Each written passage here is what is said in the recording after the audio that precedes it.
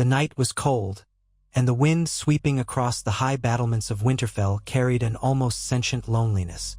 Melisandre stood atop the ancient walls, her red robes rustling against her body, the ruby at her throat glimmering as though it pulsed with a heartbeat of its own.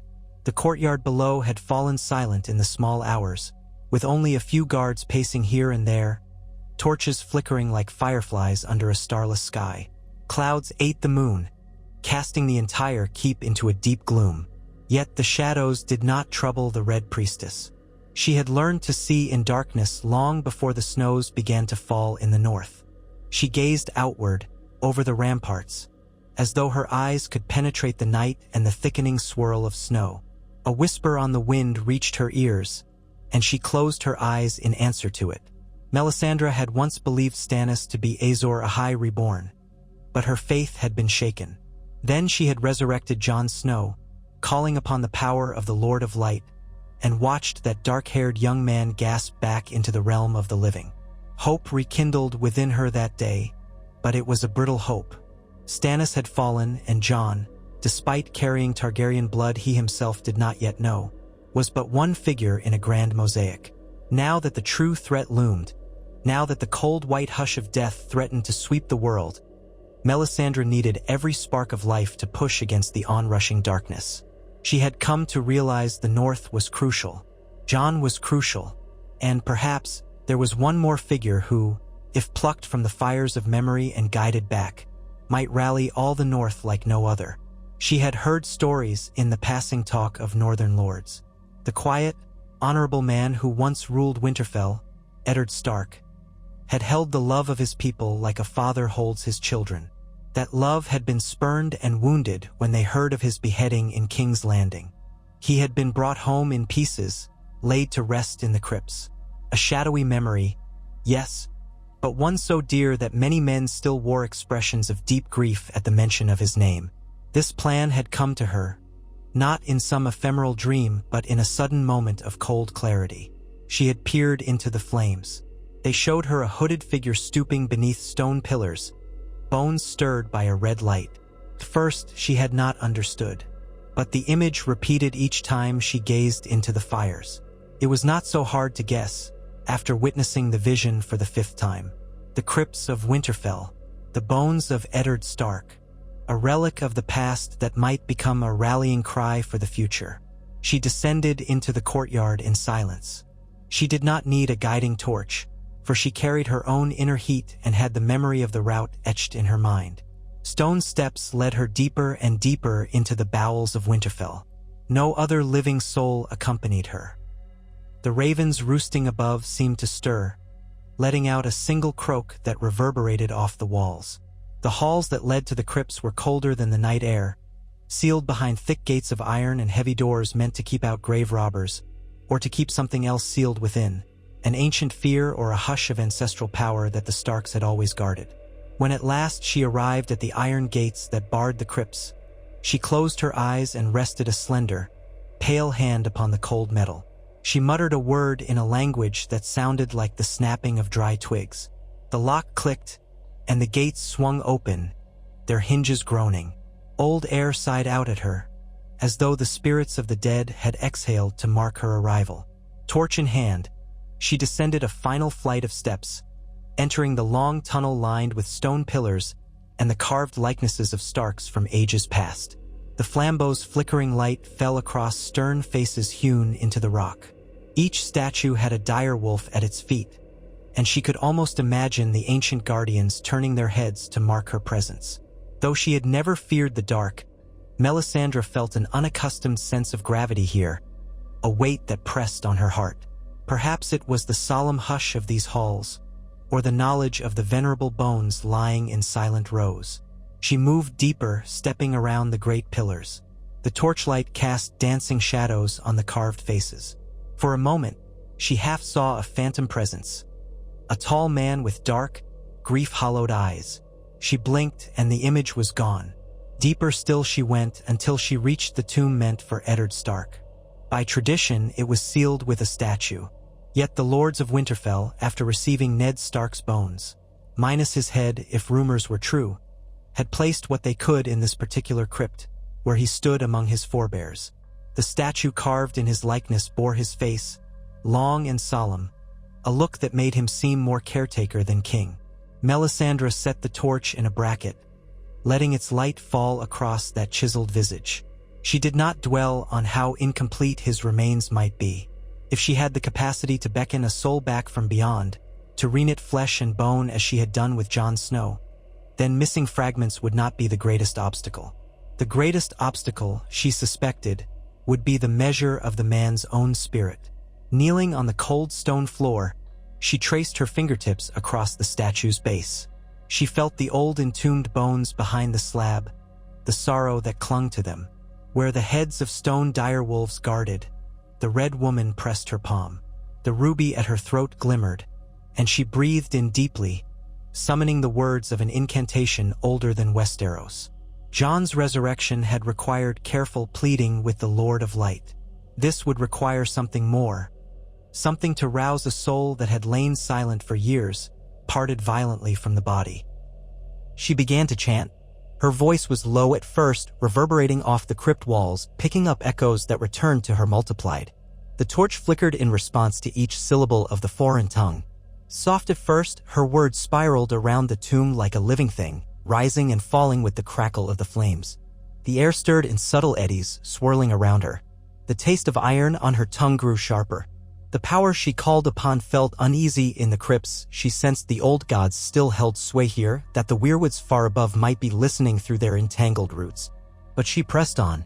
Lawler, she invoked in a voice that trembled with intensity, I call upon you. Bring back the one who is needed, the one who must carry the weight of the north against the coming darkness. Lawler, hear me?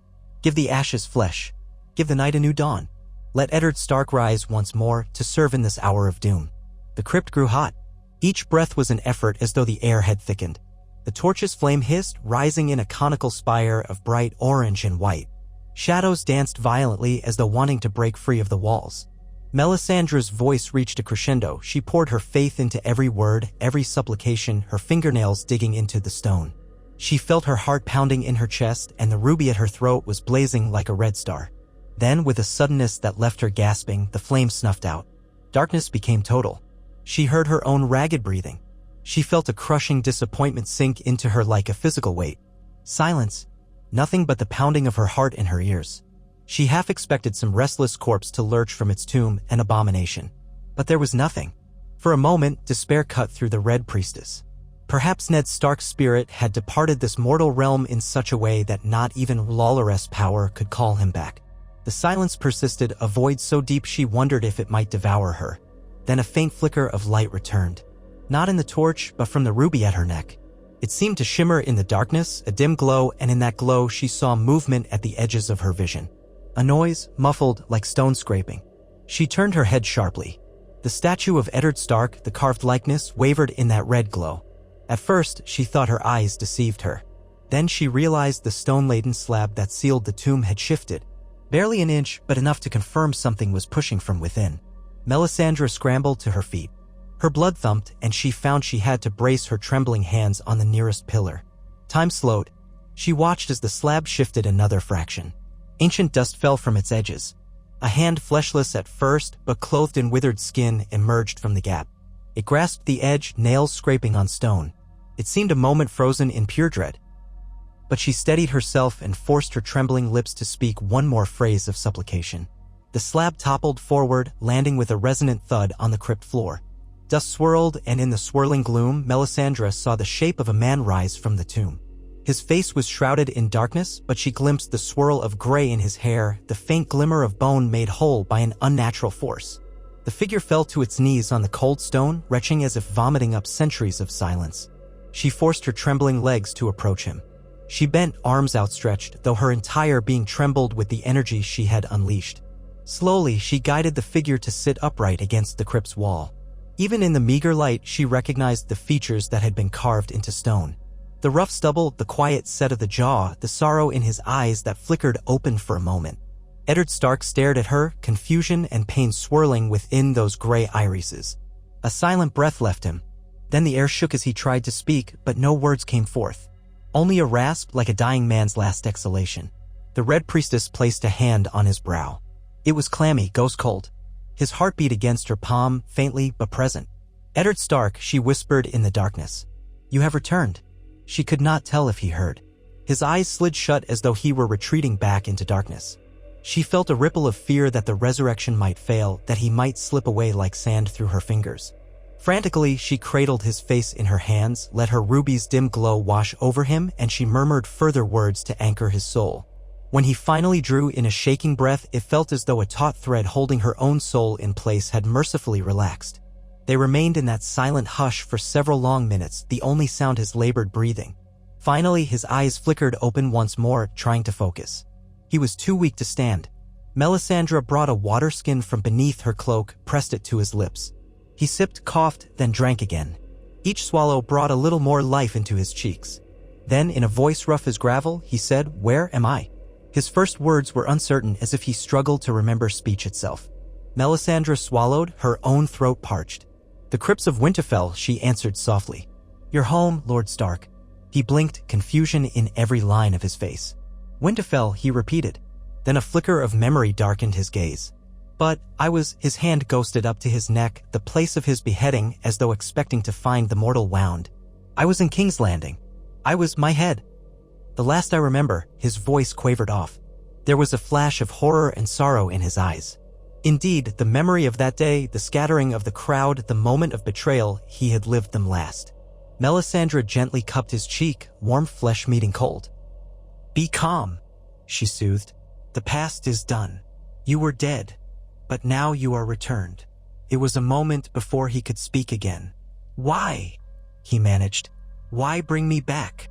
She swallowed, closing her eyes briefly. "Because the world needs you.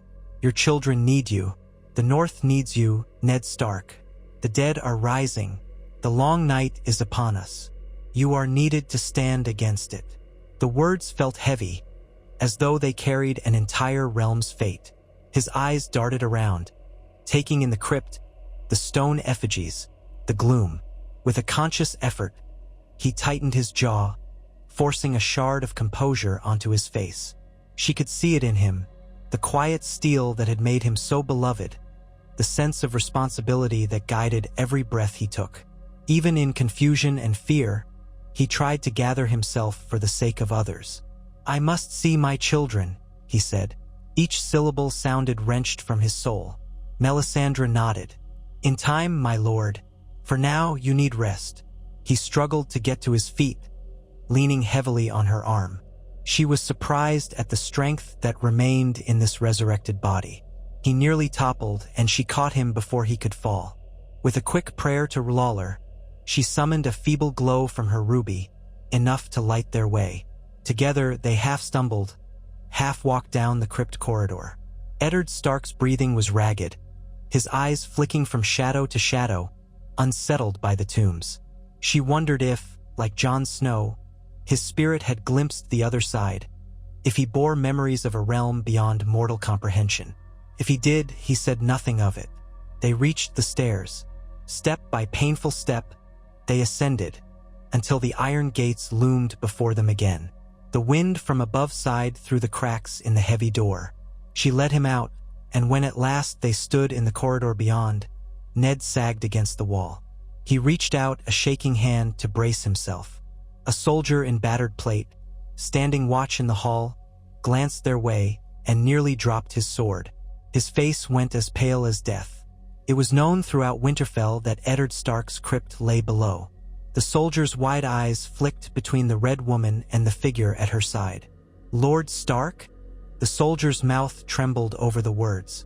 Eddard swallowed, gave a slight nod, and tried to speak, but no words came. The soldier stumbled back as if confronted by a specter. Melisandre raised her hand, gesturing for calm. "Sound no alarm," she said in a firm hush. "Summon Maester Wolkan. Bring him to the Great Hall at once. And remember, by all the old gods and the new, keep this silent. Summon none but the Maester. Do you understand?" The man could only nod dumbly, then turned on his heel and sprinted away, metal boots clattering on the stone. Eddard's eyes followed him. Then he turned to Melisandre. "My children," he said again, more urgently. Your daughter Sansa is here in Winterfell, Melisandre replied softly. She has regained our ancestral home. Rickon, she hesitated. Rickon is gone. Taken by Ramsay Bolton, used cruelly in a game of war. The same man that your daughter helped overthrow. I am sorry. It happened not long ago. His brow furrowed. Pain etched every line of his face. He opened his mouth, but only a faint groan of grief emerged. That quiet, stoic grief was more harrowing than any lamentation. It seemed to tear at what remained of him. She saw tears glimmer in his eyes. They did not fall, but she knew the heartbreak that dwelled behind them. And Arya, he managed, voice faint. She is not here, Melisandre answered. But I have heard tales. She is alive if you believe what the winds whisper. Some say she is traveling the Riverlands. Some say she has gone west. She is a shadow on the wind. But your son Bran also alive. Far to the north. Past the wall, it is said, though no one knows for certain. And your bastard son, Jon Snow, he is here. Returned from death, like you. She took a moment's breath. He holds the north against the threat from beyond the wall. Eddard's mind whirled at these revelations. If he had the strength, he might have pressed her for every detail, might have demanded to know how each of them fared. Instead, his body betrayed him. He wavered on the verge of collapsing. Melisandre slid an arm around him, offering her support. Come, she urged quietly. We must get you somewhere safe and warm. We will arrange a meeting with your children in due time. He said nothing but accepted her aid. They moved slowly through the winding halls, passing torches that burned low against the bleak hours of the night. The hush of Winterfell was profound, broken only by the distant moan of the wind. A guard or two glimpsed them and froze, but Melisandre silenced them with a glance and a quick gesture, sending them on to fetch the maester. By the time they reached an abandoned chamber near the great hall, Eddard could barely stand. She settled him onto a small cot, draped thick furs over him, and lit a few candles that illuminated the austere walls. He looked up at her with weary eyes. This, my father's keep, he murmured, has changed. Aye, she said softly. All the north has changed. A moment later, the door swung open and Maester Wolkan came bustling in, breathless, his gray robes flapping around scrawny legs. He carried a leather satchel filled with herbs and bandages as though expecting to treat a wound. When his gaze fell upon Eddard Stark, he was silent for a time, astonishment etched into every wrinkle on his brow. How he whispered. He looked to Melisandre, then back to the man on the cot. This cannot be. Lords have gone to their rest, bodies entombed. This is necromancy. Melisandre's voice was steady. This is the power of the Lord of Light, Maester. I need your aid to tend him. He has been called back, but his body is weak. His spirit is unsettled. We must restore him to health. The Maester clearly wrestled with disbelief. Then the training of the Citadel overcame his shock, and he moved to kneel by Ned's bedside. With careful hands, he checked the man's pulse, his temperature, the pallor of his skin. He used instruments to examine him, placed a hand to his chest to feel for breathing. Eddard Stark endured the examination in silence, eyes flicking between the Maester and the Red Woman, a flicker of tension in his jaw. Lord Stark, the Maester said at last, wonder filling his tone. This is beyond all reason. Yet your heart beats slowly, but it beats. Your lungs draw breath. He shot Melisandre a wary glance. He must not be subjected to shocks or sudden demands upon his strength. This resurrection is a miracle. But miracles can fail if not protected. Melisandre inclined her head in agreement. He must rest. Ensure he drinks warm broth, that he is kept from any great physical strain until he recovers. I do not know how swift that recovery will be, if it comes at all. But I believe it can. The Maester stood. My lady, he ventured, I should call Lady Sansa at least. She would want to know at once. Melisandre was about to agree when she caught the look in Ned's eyes. A flicker of both longing and fear. She hesitated, remembering the confusion and trauma Jon Snow had felt upon first returning, how frail the line between life and death had been in that early stage. But Eddard Stark gave the faintest nod. My daughter should know. At that, the Maester bowed. I will bring her at once. He hurried out the door, footsteps echoing in the corridor. For a few moments, Melisandre busied herself with practical matters, heating a small pot of water over the chamber's fire, sprinkling in some herbs that might bolster Ned's fragile hold on life. He watched her in silence, his eyes distant. She could see grief in him. The heartbreak for Rickon, the confusion over everything that had happened since his death, the yearning for all that was lost. He was a man caught between worlds, and as much as she wanted to guide him gently, she knew the times would not allow such gentleness. War was coming. The dead rose in the north, and the living needed every strong hand. She was so focused on her thoughts that she nearly missed the door opening again. This time it was Sansa. She entered, breath short, hair loosely braided, wearing a cloak of thick gray wolf fur. Behind her came Jon Snow, his features set in disbelief, and Davos Seaworth, who stood behind them like a wary sentinel. Sansa's eyes locked on the figure on the cot. Her face went pale, and for an instant she looked like the frightened girl who had left Winterfell years ago, brimming with illusions about songs and gallant knights. She stood there, trembling from head to foot, not quite able to believe what she saw. Ned stirred, looking up at her. His expression was equally tumultuous, joy, sorrow, disbelief, all fighting for space in his features. Tentatively, Sansa took a single step forward, then another, and then she was running, crossing the room in a moment to fall at his side. Her hands pressed over his, and her voice came out in a rush of tears. "Father," she gasped. "Father, how?" He reached up, trembling with emotion he could hardly articulate. His fingers touched her cheek as if to confirm she was real. She clutched those fingers, sobbing in ragged breaths. No words needed to pass between them for that moment. They simply looked at each other as though each were a dream conjured for the other's comfort. Father and daughter, separated by death, now reunited beyond all reason. Jon Snow stood at the threshold, eyes wide, face drawn taut. He understood resurrection, having experienced it himself. Yet to see Ned Stark alive again was almost too much for him to comprehend. He cleared his throat, stepping closer with a trembling reverence. Eddard Stark's gaze turned to him. For the briefest second, confusion flitted across Ned's face as old memories of the boy, then just a teenager, collided with the man he saw before him. "Jon," Ned managed quietly. "So you are?" He paused, uncertain how to phrase his question in the face of all this strangeness. Jon nodded, swallowing hard. "Alive," he answered. "I was killed in a mutiny at the Wall, but Melisandre brought me back." His eyes flicked to the Red Woman, then down again. "I know you have questions. I have them too." Their gazes met. Eddard saw a man shaped by hardships and leadership, a man who carried the North's burdens like an old soldier might carry scars. It wrenched Ned's heart to know how much time had passed, how many tragedies had unfolded in his absence. "I am sorry I was not here," Ned said in a whisper, the anguish in his voice unmistakable. "I left you all alone." Sansa squeezed his hand as tears glistened on her cheeks. "You didn't leave us. You were taken from us, Father." Davos watched from a respectful distance, a mixture of awe and caution on his face. He scratched at his beard, clearly uncertain of how to proceed. "My lord," he finally ventured to Ned, "I'm Davos Seaworth, advisor to whoever might help me keep the realm from falling apart. Mostly, I'm advisor to Jon, but I served Stannis once, or tried to." He lowered his gaze. "I'd like to say, on behalf of the entire North, welcome back. We'll need your guidance in the times to come if you're willing to give it." Ned inclined his head, though the movement was weak. "Thank you, Ser Davos." "The times to come," Sansa echoed softly, wiping at her tears. She let go of her father's hands just long enough to straighten, then wrapped her arms around him, hugging him gently, mindful of his fragility. Her chin trembled as she spoke. "Father, we've retaken Winterfell, but it wasn't easy. So much has happened since King's Landing. The Boltons took her home, and Rickon was lost." Ned's breath caught. Sansa stroked his hand to comfort him. "It was Ramsay Bolton," she said quietly. "He toyed with Rickon and killed him. We were able to defeat him with help from the Knights of the Vale. Jon led the army. We have the North again." But the cost was high. For a time, Ned absorbed this without replying. Grief for Rickon lodged like a jagged stone in his chest. But the words refused to come.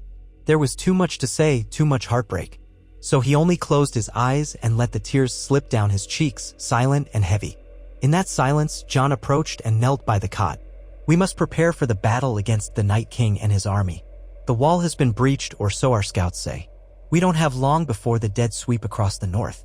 Eddard opened his eyes and looked at Jon. "The White Walkers," he breathed, as if recalling an old fear. "I remember the stories old Nan used to tell, but I never truly believed. And now it is real." Jon nodded grimly. "All too real." The flicker of Ned's old resolve sparked in his gaze. Even as sorrow weighed him down, purpose lit a small fire. It was the same unwavering sense of duty that had guided his life in the face of Robert's rebellion, the Greyjoy rebellion, the tensions in King's Landing. "Then we must stand as one," he whispered. "The North must unite." Sansa squeezed his hand. "We have tried. We have gathered the northern houses. They named Jon king in the North, though he never asked for it. He has called on every bannerman, but we must do more. We need alliances beyond the North if we are to stand against the Night King." Jon's face tightened. We've already sent ravens to the southern lords, but they're squabbling over the Iron Throne. Cersei Lannister sits it now, but there is another Daenerys Targaryen. She landed at Dragonstone. She has dragons. He paused, remembering the flames and the battles. It is complicated, but she might be willing to help if we bend the knee. She wants the Iron Throne. We want her armies and her dragons to defeat the dead. Ned listened, brow furrowing with each revelation. It was as though decades of unfolding chaos had condensed into a few short years. Dragons, the Targaryen line, I had thought it extinguished. His breath caught. Robert saw to it. Not entirely, Jon said, not meeting Ned's eyes. There was more he wasn't saying, but that secret was still not fully his to reveal. He glanced at Sansa, then at Melisandre. The Red Woman remained at the edge of the shadows, silent, watchful.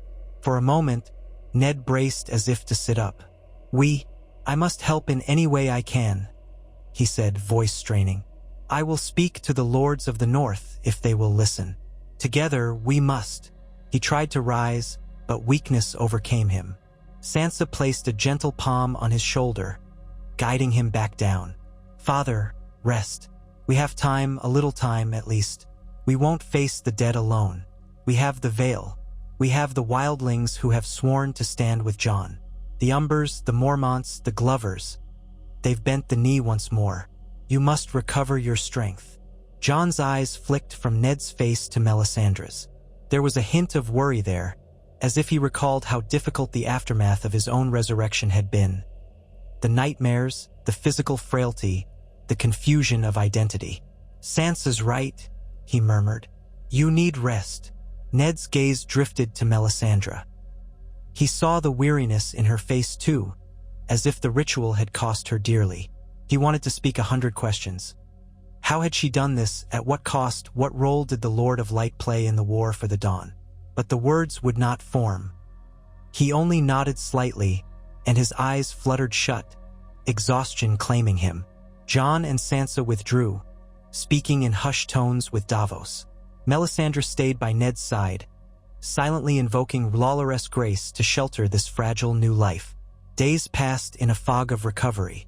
Each dawn found Eddard Stark a little stronger, though the chill in his bones lingered. Melisandre tended him with herbal brews and quiet prayers. Sansa brought him warm meals, sat with him to answer his endless questions about what had befallen the Stark family. Sometimes, her answers seared his heart, Robb's tragedy at the twins, the Red Wedding, Catelyn's death, the knowledge that almost everything he had held dear had been shattered. And yet, here was Sansa, grown from a girl into a leader of men and women. She had a solemn grace about her now, tempered by suffering. She assured him that Arya was out there, somewhere, changed and hardened by the world. Jon came often, too, though he was frequently called away to deal with the day-to-day burdens of leadership. He and Ned would talk in low voices. Sometimes Jon would recount the battles he had fought, the White Walkers at Hardhome, the betrayal at Castle Black, his uneasy alliance with Daenerys Targaryen. Ned listened attentively, though each fresh tale caused him to marvel at the times they lived in. Still, in Jon's presence, Ned felt a deep paternal love, even if the old tension lingered. That sense of guilt he had carried in life for never telling Jon the truth of his birth. Now that guilt multiplied 100-fold, for he realized that truth had come out in some fashion or another, or was poised to. At last, Ned reached a point where he could walk unaided, albeit slowly. The winter wind in the courtyard stung him with its icy breath, but he cherished the feel of fresh air on his face. He would stand by the ramparts wearing a heavy fur cloak, watching the swirl of snow across Winterfell's yard. Guards who passed him gave stiff bows, wide-eyed, as if uncertain whether they addressed a man or a spirit. He felt the weight of their stares. Some seemed frightened. Others looked upon him with reverent awe. He did not blame them for either reaction. For his part, he felt half a ghost himself. It was on the 7th day after his resurrection that Jon approached him in the great hall. The dawn light filtered through narrow windows, illuminating the high vaulted ceiling. Great fireplaces crackled, driving away the worst of the night's chill. The hall was nearly empty except for a few servants going about their duties, but the hush was soon broken by Jon's purposeful step. Ned was seated near the head of a long table, sipping a cup of hot mulled wine, courtesy of Davos. His senses seemed to relish every warmth, every taste, all that he had lost in death. John placed a map on the table and drew a breath. "We received new reports from our scouts in the north," he said. "The dead have crossed the wall in force. The Night King, he rode upon an undead dragon. He delivered the news with the calm of a man who had already begun bracing for unimaginable horrors. Eastwatch has fallen." Ned's eyes widened and a chill that had nothing to do with the winter air flooded him. He looked to the map, which showed the expanse of the north, dotted with castles and strongholds. The wall was a thick line near the top, with Eastwatch by the sea on its eastern edge. John pressed a finger on the spot. "Survivors are fleeing south. If we don't muster our forces soon, the dead will sweep down on Winterfell. We have maybe weeks, perhaps less, if the Night King pushes hard." Ned's mouth went dry. "How many men can we gather?" he asked quietly. John exhaled. "Not enough. We've called every banner we have. The Vale forces remain, but their supply lines are stretched. We can hope Daenerys Targaryen sends her armies quickly. If her dragons come north in time, we might hold them off." Ned studied the map. He had commanded armies before, though never against an unholy host that did not fear cold, or hunger, or death. "Winterfell will be the first major stronghold in their path," he murmured. "We must use that to our advantage somehow. Walls, fortifications, perhaps we can slow them." John nodded. "That's what I intend. We've begun reinforcing the battlements, stockpiling dragoglass weapons. Samuel Tarly has discovered that obsidian is lethal to the White Walkers and Valyrian steel as well. But their sheer numbers." He trailed off. The same dread that lived in John's eyes was mirrored in Ned's. The man who had once worried about southern plots and backroom betrayals now faced a threat that dwarfed any mortal ambition. This was the real war, the war for the living. Slowly, Ned set his cup down. "John," he said softly, "I know we have little time for personal matters, but there is a truth we must speak of. I realize you know the truth of your mother." John's expression grew tense, but he nodded once. "Yes." Bran saw it in a vision. And Hallandry confirmed it. "You were never unfaithful to my mother because my mother was Lyanna Stark." At hearing her name, Ned felt a pang of sorrow so old it almost felt comfortable. Lyanna. He could see her face in memory, wild and free, racing across the yard on horseback. He recalled the day he had promised to protect her child. "I did what I had to," Ned said heavily. "I wanted to protect you from Robert's wrath. Your father was Rhaegar Targaryen. It was a secret I carried to my grave. I'm sorry for the burden that put upon you." John let out a breath he did not realize he'd been holding. "It's all right," he said quietly. "I understand. You did it for me and I'm grateful." He placed a hand on Ned's shoulder. "Father or uncle, whichever is right. You are the man who raised me. I've always loved you as my father. That hasn't changed." In that moment, the bond between them felt as steadfast as stone. Resurrections and revelations aside, love remained the guiding thread. Ned placed his hand over John's, gripping it firmly. "You are my son," he said, "in every way that matters." They locked eyes, an unspoken understanding passing between them. John might be the blood of the dragon and the wolf, but he was raised by Eddard Stark. That truth would not change. Footsteps sounded behind them, and they turned to see Sansa approaching, fur cloak trailing on the stone floor. "The lords are gathering," she said, voice tense. "We've called a council. They need to see you, John." And her gaze drifted to Ned. "They want to see father, too." Ned felt a flutter of apprehension. He was still weak, still regaining his sense of self. Stepping before the lords of the north, men he once knew, men he had never known, men who might recoil at his resurrection, that would be no small task. But he stood, ignoring the stiffness in his limbs. "Very well," he said. "I will speak to them." Moments later, they gathered in the great hall, under the glaring eyes of 100 Northmen. The High Lords, the Lesser Lords, the men sworn to House Stark, to House Glover, to House Manderly, to House Serwyn, and many more. At the high table stood Jon, Sansa, and Davos, flanked by a dais of advisors. Eddard Stark walked among them, and a gasp spread through the ranks as they beheld him. Some seemed to stagger as if seeing a ghost. Others clutched their cloaks, making the sign of the old gods. Silence hung, pregnant with tension. Then a single voice, hoarse but resolute, broke the hush. It belonged to Lady Lyanna Mormont, young and fierce, who stared up at Ned Stark with a mix of awe and defiance. "My lord," she said loudly, "it is said you died in King's Landing.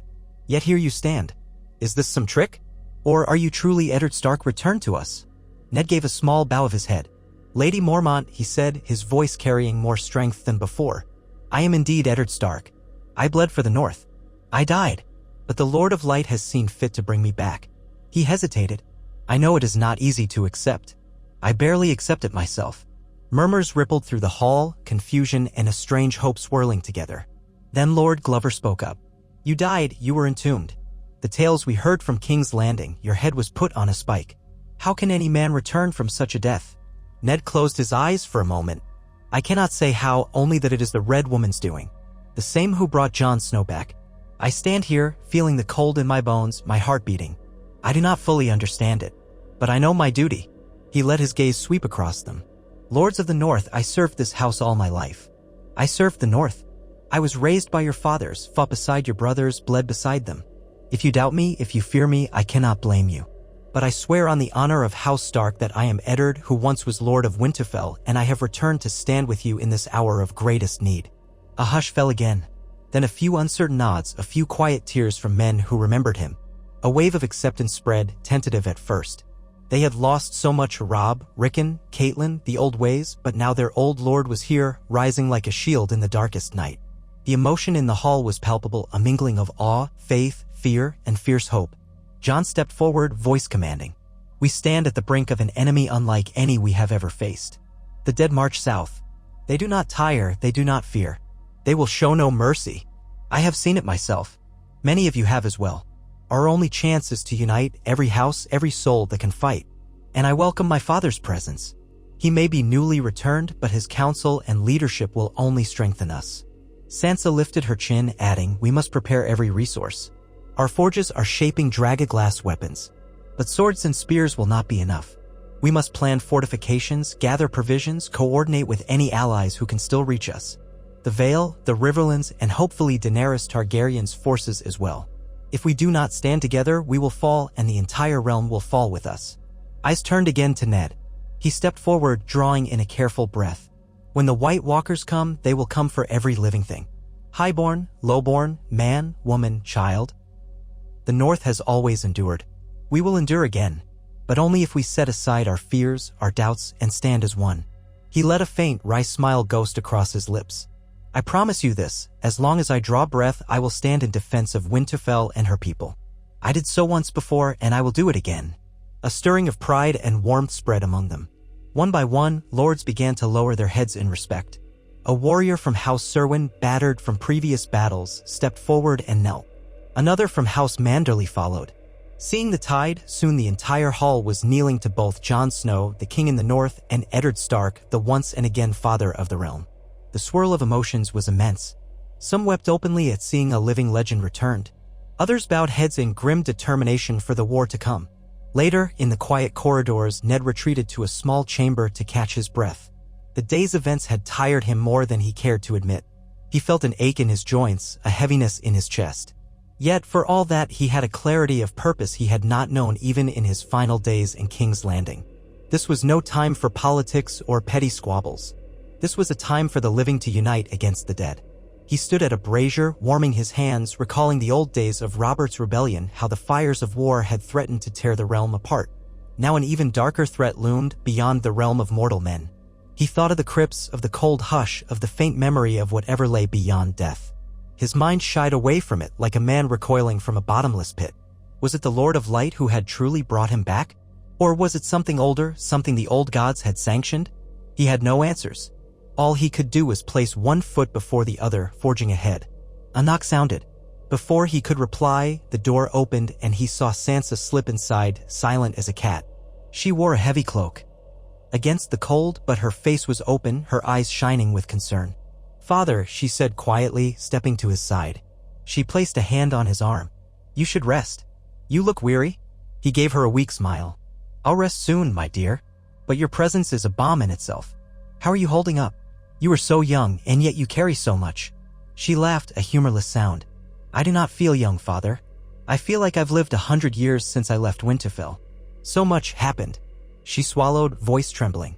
"Sometimes I wonder if I am even the same girl you knew." He squeezed her hand gently. "You have changed, but so has the world. Change is not always a bad thing. From what I have seen, you are stronger now, a pillar for your people. I am proud of you." Tears welled in her eyes. "I was so foolish when I was young. All I wanted was songs and stories, knights and queens. I never understood what you tried to teach me about loyalty, honor, the North. If I had listened to..." He hushed her softly, placing a calloused finger to her lips. No father wants his children to suffer, but suffering can teach us truths we cannot learn by any other means. It is not your fault. We live in cruel times. You did what you had to do to survive. Sansa nodded, tears slipping down her cheeks. They stood in silence for a moment, father and daughter each having endured a private hell. Then he pulled her close, resting his chin atop her head. She wept softly into his cloak, unashamed. In that quiet moment, nothing else mattered. The war outside, the dead at the gates, all faded to the background while they simply existed as family reunited across the chasms of death and tragedy.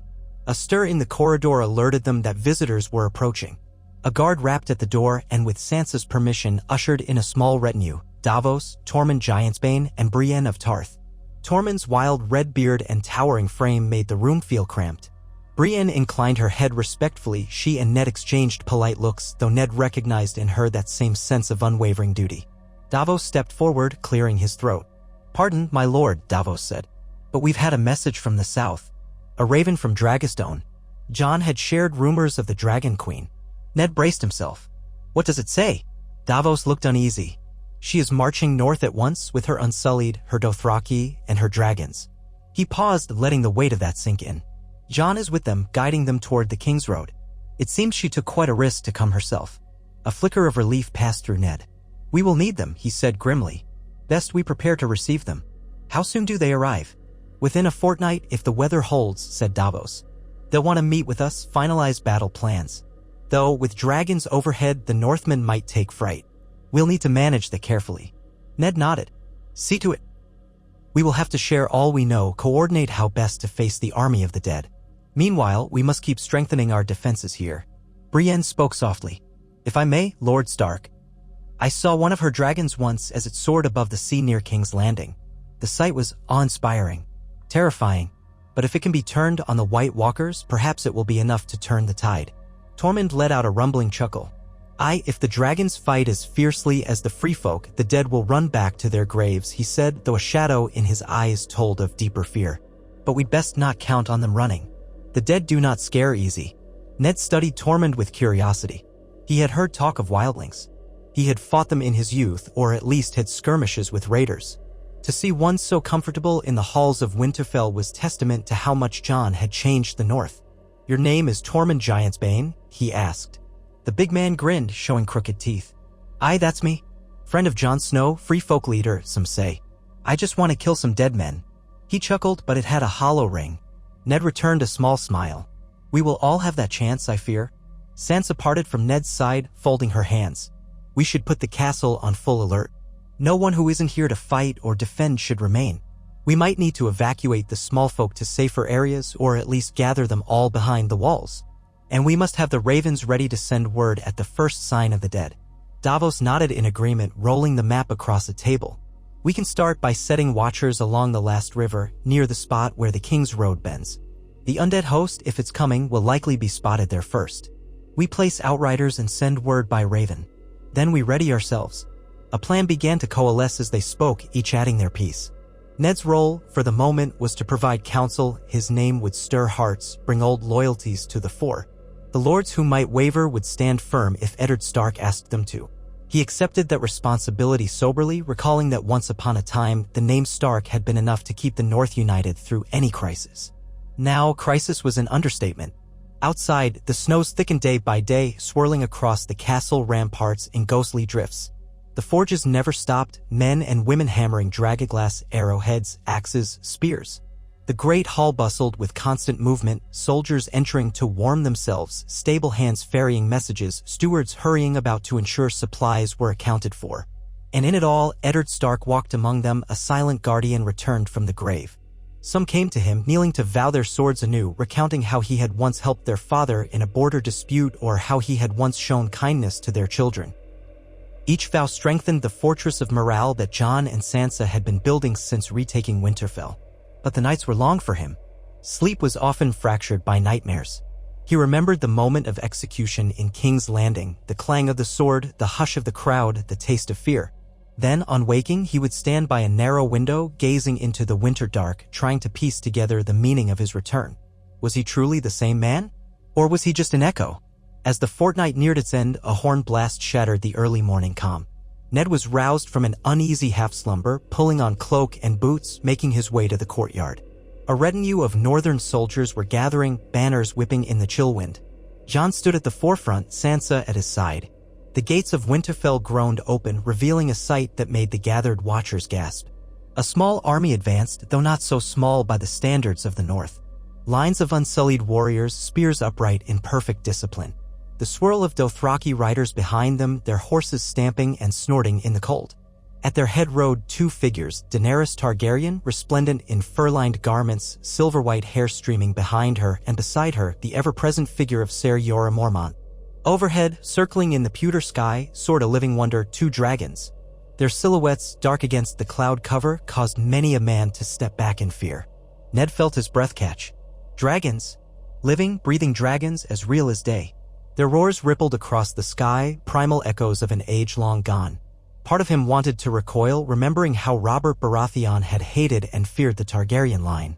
But another part recognized that if the dragons could be turned against the dead, they might be the greatest hope they had.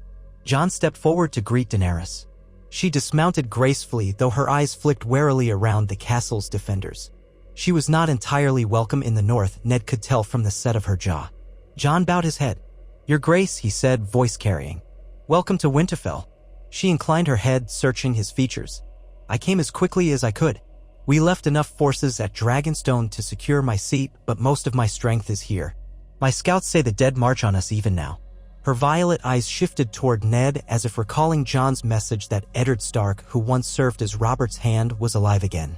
She studied him carefully, perhaps expecting a ghost or some grim mockery. Instead, she found a tall, sober man, hair streaked with gray, face carved by sorrow, but standing with quiet dignity. "Lord Stark," she said, her voice measured. "I understand you have returned from beyond. We share a resurrection in our midst." She inclined her head to Jon as well, then looked back at Ned. "I hope we can set aside the conflicts of the past. The White Walkers threaten us all." Ned stepped forward. He could feel the weight of so many eyes upon him. Northmen, unsullied, Dothraki, wildlings, and the dragons above shrieking their primeval song. "Your Grace," he said quietly, "I once served as Robert's hand. Robert Baratheon hated your family. I will not deny it. But he is dead, and I have seen enough loss to know our realm cannot afford old grudges now. My sword is yours to command, if you will use it to protect the living." Daenerys studied him for a moment, a flicker of something like relief softening her features. "Then let us not waste time," she said.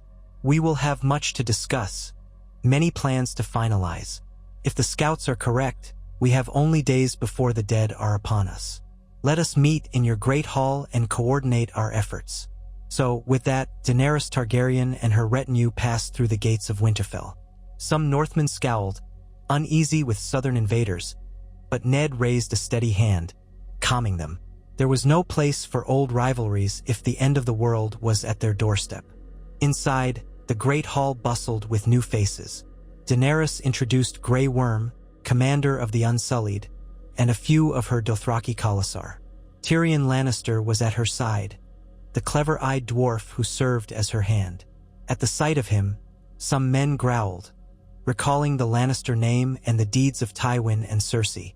But Ned fixed Tyrion with a direct, emotionless gaze. He had heard stories of Tyrion's supposed cunning. If he was on their side, perhaps that cunning would serve the realm. Jon stood at Daenerys' right, explaining the geography of the north, the likely route of the Night King's army. Sansa and Davos provided logistical insights. Ned spoke up, too, when needed, especially about the Northern Lords and their probable muster points. Daenerys listened quietly, flanked by Jorah Mormont and Tyrion.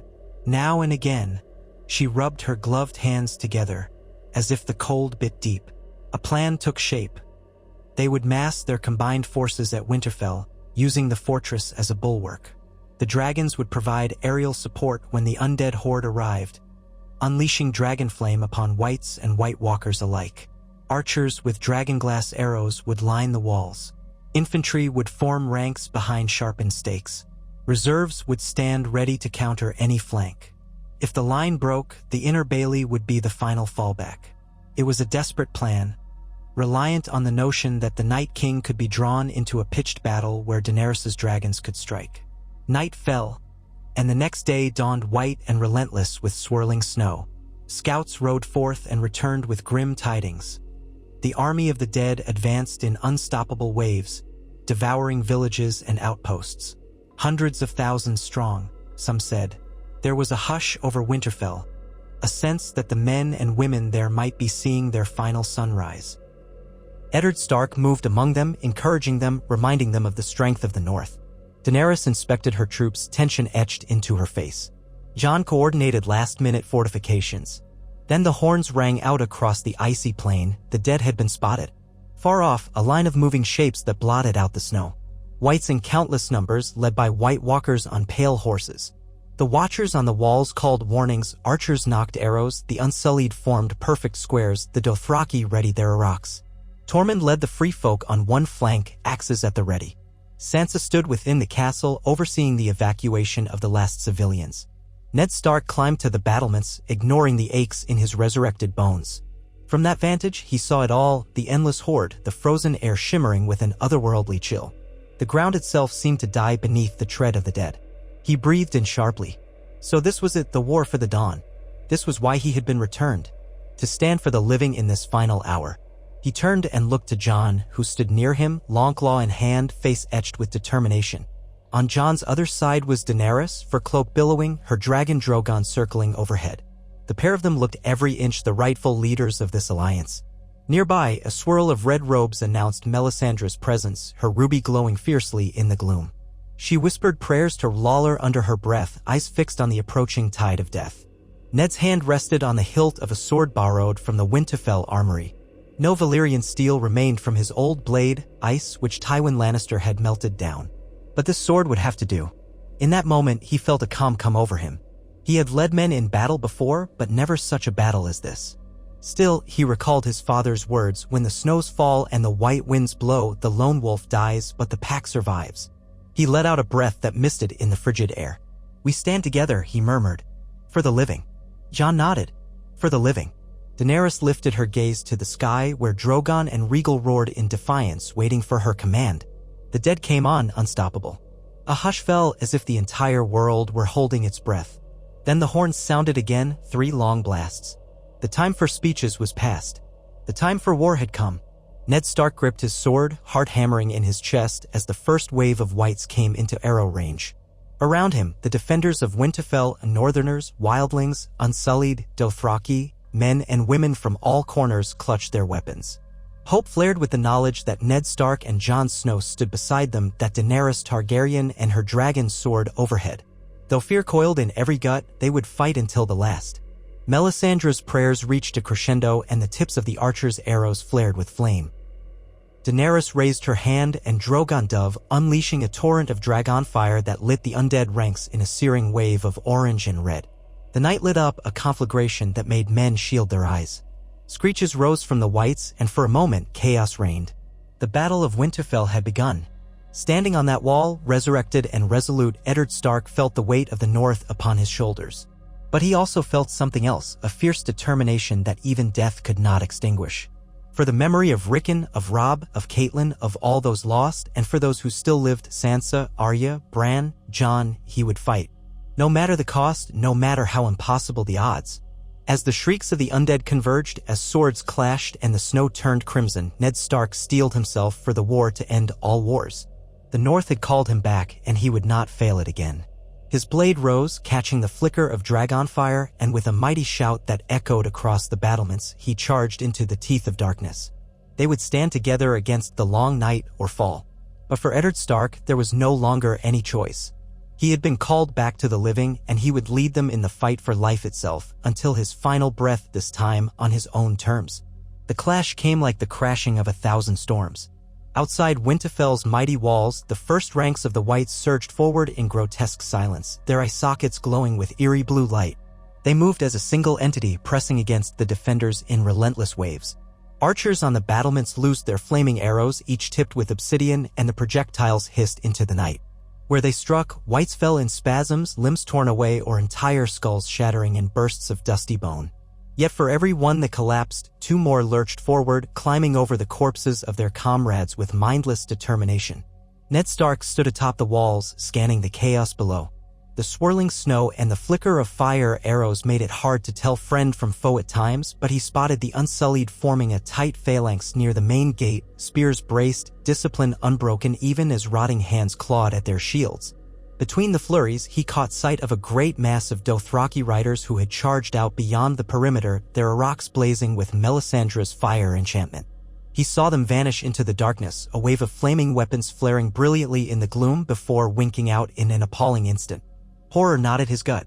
The dead had swallowed the Dothraki line like a whale devouring a school of fish. The screams came next, distant, furious, terrified. As the last sparks of fire vanished, the battered remnants of that cavalry began galloping back toward the castle, panic etched into their faces. Above, Daenerys Targaryen guided Drogon in another pass. The dragon's roar cut through the night, flames spilling from its jaws, carving a swath of devastation across the undead ranks. Farther off, Rhaegal, the other remaining dragon, soared with Jon Snow astride him, though Ned could not quite see them in the gloom. He heard the savage rush of flame as Rhaegal exhaled scorching breath onto another knot of wights, turning them to cinders. Even so, the enemy wave seemed endless. Whenever the dragon fire died, more appeared. An ocean of the undead marched ever closer, pressing at the gates, the walls, the lines of mortal men who stood in desperation. Soldiers on the ramparts flung tar-coated boulders, which were lit and rolled over the edges, smashing into the wights below and sending up showers of sparks. The shrieks of burning corpses rent the air. One of the fiery stones clipped the corner of the wall, shaking Ned's footing. He clung to the battlements, nearly toppling, but regained his balance. His resurrected limbs still felt a trace of stiffness, as if part of him remained in the cold crypts. Yet the urgency of the fight spurred him on. He heard Tormund Giantsbane shouting from the courtyard, urging the free folk to hold. "Archers, knock," the wildling bellowed. "Loose!" A fresh volley soared overhead. Down below, spears of flame struck the moaning, crawling shapes. The ring of steel resounded from the castle gates where the Unsullied fought in disciplined ranks. Grey Worm, recognizable by his superb posture and shaved head, barked commands in High Valyrian, his troops responding with lethal precision. Still, a press of bodies assaulted them, teeth and bony claws raking the polished shields. Ned shifted his gaze to the ramp where the outer walls met the courtyard. He realized the wights were scaling one another, forming grotesque mounds of bodies to surmount the defenses. He saw gaunt hands slapping at the stone, heaved up by a throng of silent, snapping mouths. One guard tried to cut them down with a dragaglass axe, but half a dozen skeletal arms dragged him over the edge, screaming. His cry vanished in an instant. Fear roiled in Ned's chest. If the living were overwhelmed, Winterfell would become a slaughterhouse. He drew a long breath. "Form lines," he yelled to the nearest group of archers. "Pull back to the second wall if need be. Don't let them swarm you from behind." Some turned to him, recognition flashing across their faces.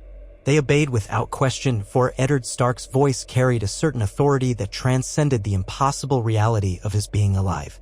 He dashed along the ramparts, cloak flapping, sword glinting in the torchlight. A cluster of wights had scrambled to the top, hunched and hideous. They lunged for a trio of Northmen who were backpedaling, daggers raised. Ned set his jaw, rushing to intercept. His borrowed steel slashed out, cleaving an undead soldier from collarbone to ribs. Rotten flesh parted, but the body kept moving. Only when he rammed the tip of the blade through its skull did it collapse, the blue glow in its eyes sputtering out. The next wight raked at him with blackened nails. He pivoted, letting the blow glance off his mail. Then he took its legs with a clean sweep. When it fell, trying to claw its way forward, he ended it with a downward thrust to the spine. Another guard, heartened by Ned's presence, found the courage to press in and handle the final wight. They finished it together, dragging glass-tipped spears across its torso. The reanimated corpse twitched once more, then went limp. All around, the dead were flooding the walls, scuttling up like a swarm of insects. Arrows were not enough to hold them. A colossal roar made Ned's ears ring. He whirled to see Drogon banking low overhead, unleashing another sweep of scorching dragon fire, this time across the eastern flank of the undead.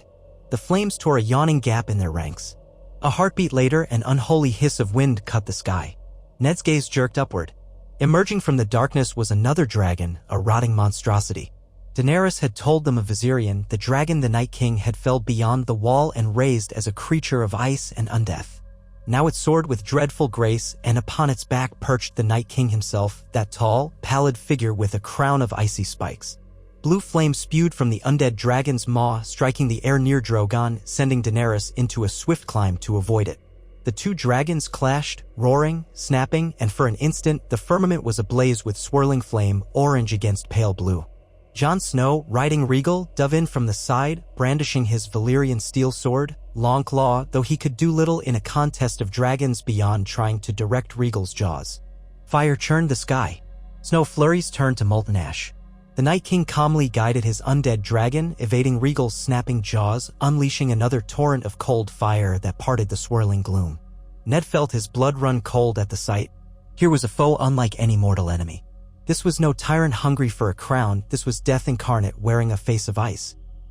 To see it so clearly hammered home the enormity of the battle. Yet he could not dwell on fear. The walls were still under siege, and the whites pressed relentlessly.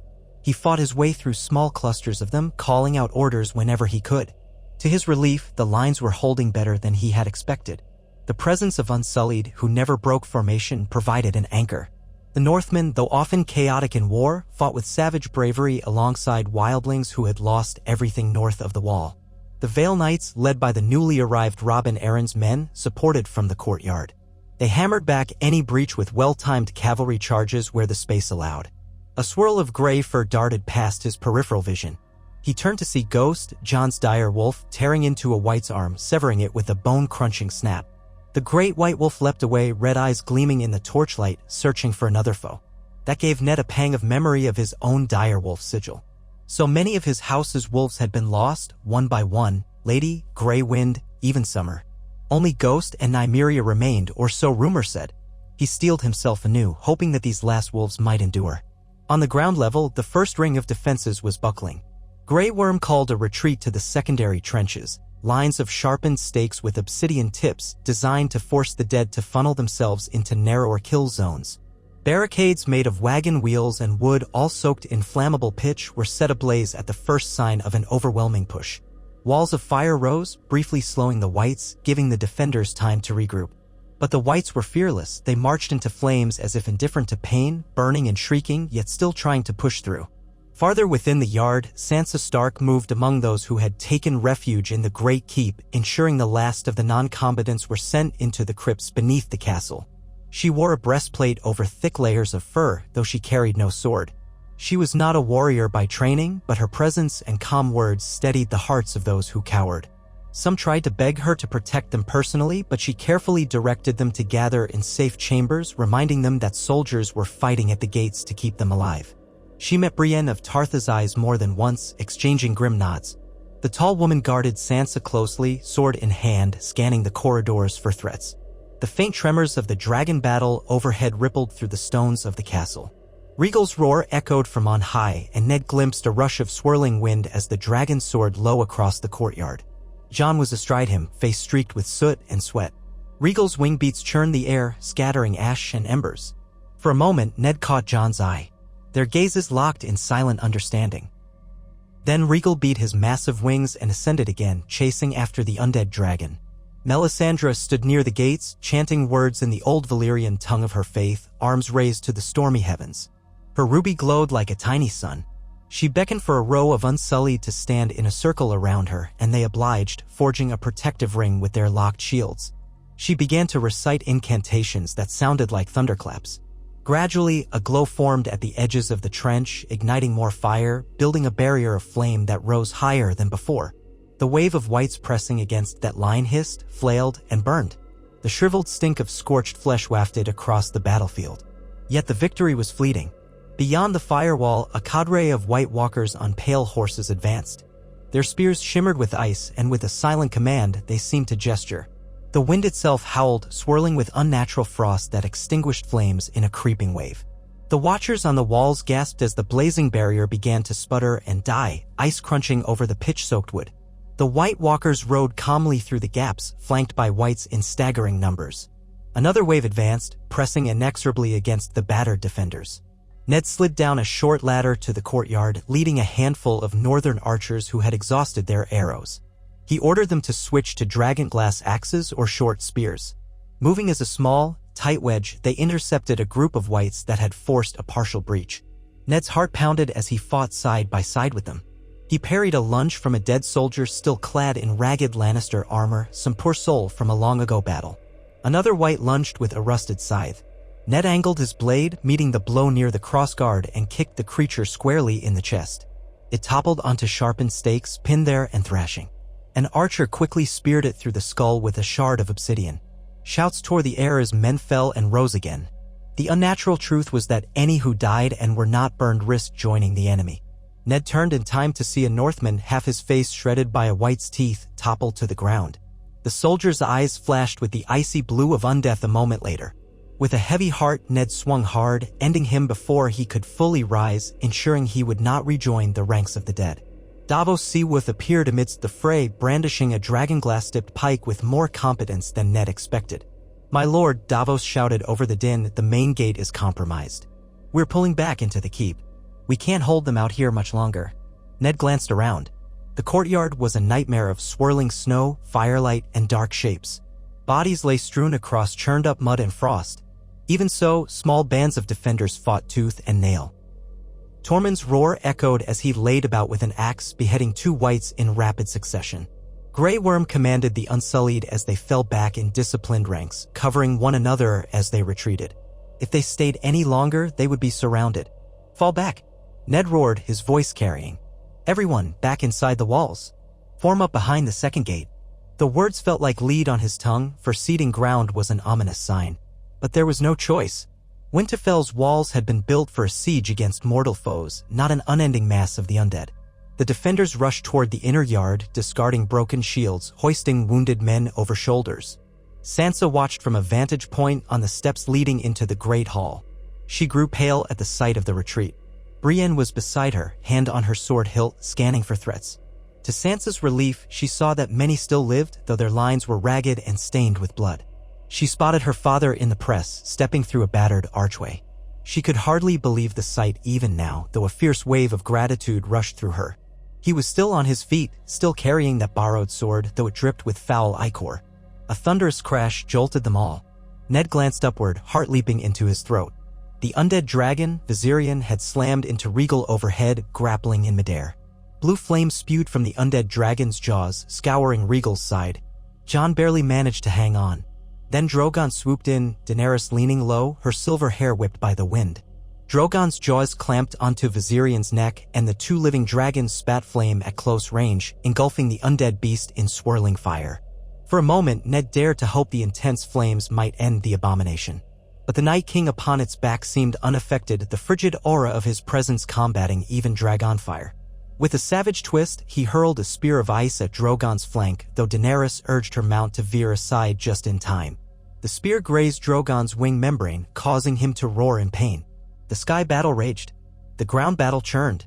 Men died, rose again, and died once more. Slowly, the living reeled back, forced to gather within the more secure interior of Winterfell. The gates were battered down in places, the old oak timbers cracking under the combined press of thousands of wights. The defenders slammed iron portcullises and heavy barricades behind them, but the dead hammered from the other side. Ned, breath ragged, found Jon had landed with Regal in the courtyard behind the second line of defense. Regal's flanks were streaked with blood and blackened in spots where the undead dragon's flames had scorched him. Jon slid off, staggering, hair matted to his forehead with sweat and grime. For a second, he locked eyes with Ned. No words came, but they exchanged an understanding that they had done all they could up to this point. Daenerys landed Drogon near them a moment later, dismounting just as Grey Worm approached.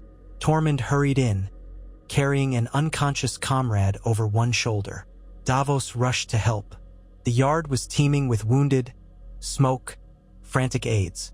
Melisandre stood in the midst of it, face lit by the glow of her ruby, eyes distant as though listening for something no one else could hear. "We can't keep them out forever," Jon said to Ned, voice harsh from shouting. "We must go on the offensive somehow. The numbers are too great." Daenerys' eyes flared with a blend of desperation and fury. "If we can strike at the Night King, maybe the rest will fall. Kill him, kill them all. That's what we were told." She looked around, trying to see if the undead king was anywhere near. But above, the rotting dragons circled, harrying Regal and Drogon any time they tried to take flight again. Ned glanced at his battered sword. "That's our best chance," he murmured, recalling the old tales that if the master of the White Walkers were destroyed, the entire legion of whites would collapse. "But how do we draw him out?" Daenerys set her jaw. "He wants something," she said. "He wants Bran Stark, or so Jon told me, because Bran is the three-eyed raven, or will be. We tried to use Bran as bait once before. But Bran is not here, at least not in Winterfell. He's far to the north. Perhaps the Night King aims to destroy everything in his path first. Or maybe he's searching for a chance to crush your brother if he appears." Ned remembered Sansa's mention of Bran's strange powers, of how he had gone beyond the wall. His heart constricted. Another child he had failed to protect. Yet now might not be the moment to lament. "The Night King might not come down until he's certain of victory," Ned said. "We have to force his hand." Their conversation was cut short by the shrill blasts of a war horn. Another breach had formed along the eastern side of the keep, and the defenders there were in grave peril. A swirl of whites poured into the yard, forcing men to scatter. Daenerys whirled around, calling Drogon's name.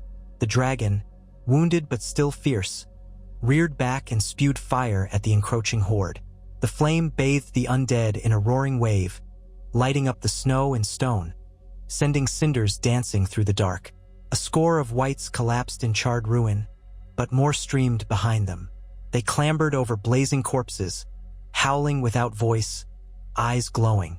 The front ranks hurled themselves at Drogon's forelegs, scrabbling at his scales. Daenerys watched in horror as they latched on, dozens of them, biting and tearing. Drogon roared, lashing his spiked tail, smashing many aside, but they kept coming.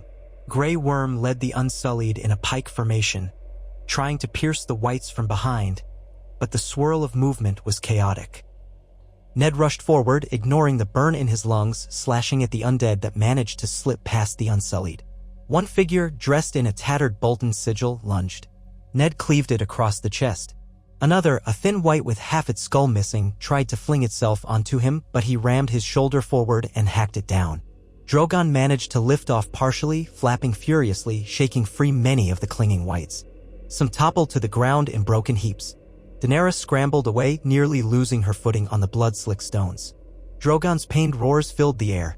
Flames burst from his jaws in wide arcs, scorching friend and foe alike. Unsullied scattered to avoid being caught in the conflagration. Across the yard, Jon barked orders to Tormund, Davos, and the Free Folk, trying to funnel the fight into narrower choke points. The courtyard became a maze of partial barricades, burning wagons, shattered wood, and drifting embers. Archers on the ramparts loosed the last of their arrows.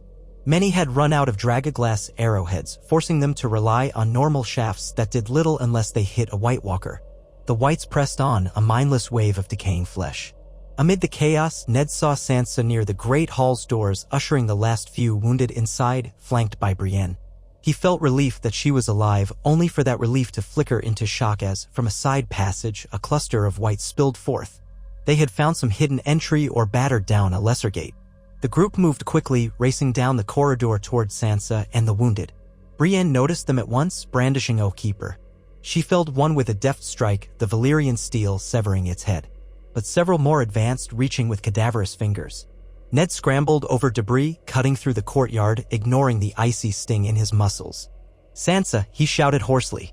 Brienne engaged the first white, but a second latched onto her from behind and another pulled at her arm. She grunted, desperately struggling to keep her balance.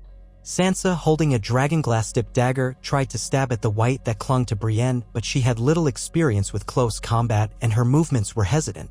The dagger's point skittered off an exposed rib. The white lunged for Sansa's throat, jaws snapping. Ned arrived in a rush, slamming his sword clean through the white's chest. He twisted, dragging the blade upward until the skull cracked. The creature collapsed, releasing a hiss. Sansa stumbled back, breath ragged, eyes wide. Another white lunged for Ned's flank, but he swung in a fluid motion, severing its arms at the elbows. Then he used his boot to shove it aside before finishing it with an overhead strike.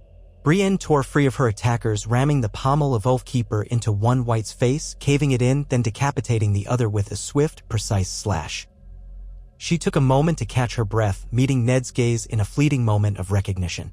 They fought side by side with an unspoken synergy, each stepping where the other left an opening. Soon, the small knot of whites in that corridor lay strewn and motionless. Brienne exhaled, adjusting her grip on Oathkeeper, scanning for more threats. Sansa turned to Ned, chest heaving. "Thank you," she managed, voice trembling. You saved me." He wiped gore from his cheek with the back of his glove. "I'm here, Sansa. Stay close to Brienne. This place is about to be overrun." She nodded numbly, gripping the dragonglass dagger with whitened knuckles. "I won't abandon Winterfell, but I'll do as you say." He placed a hand on her shoulder, feeling an overwhelming love and fierce protectiveness. Then he nodded to Brienne, who hustled Sansa deeper into the keep, searching for the best vantage or fallback position.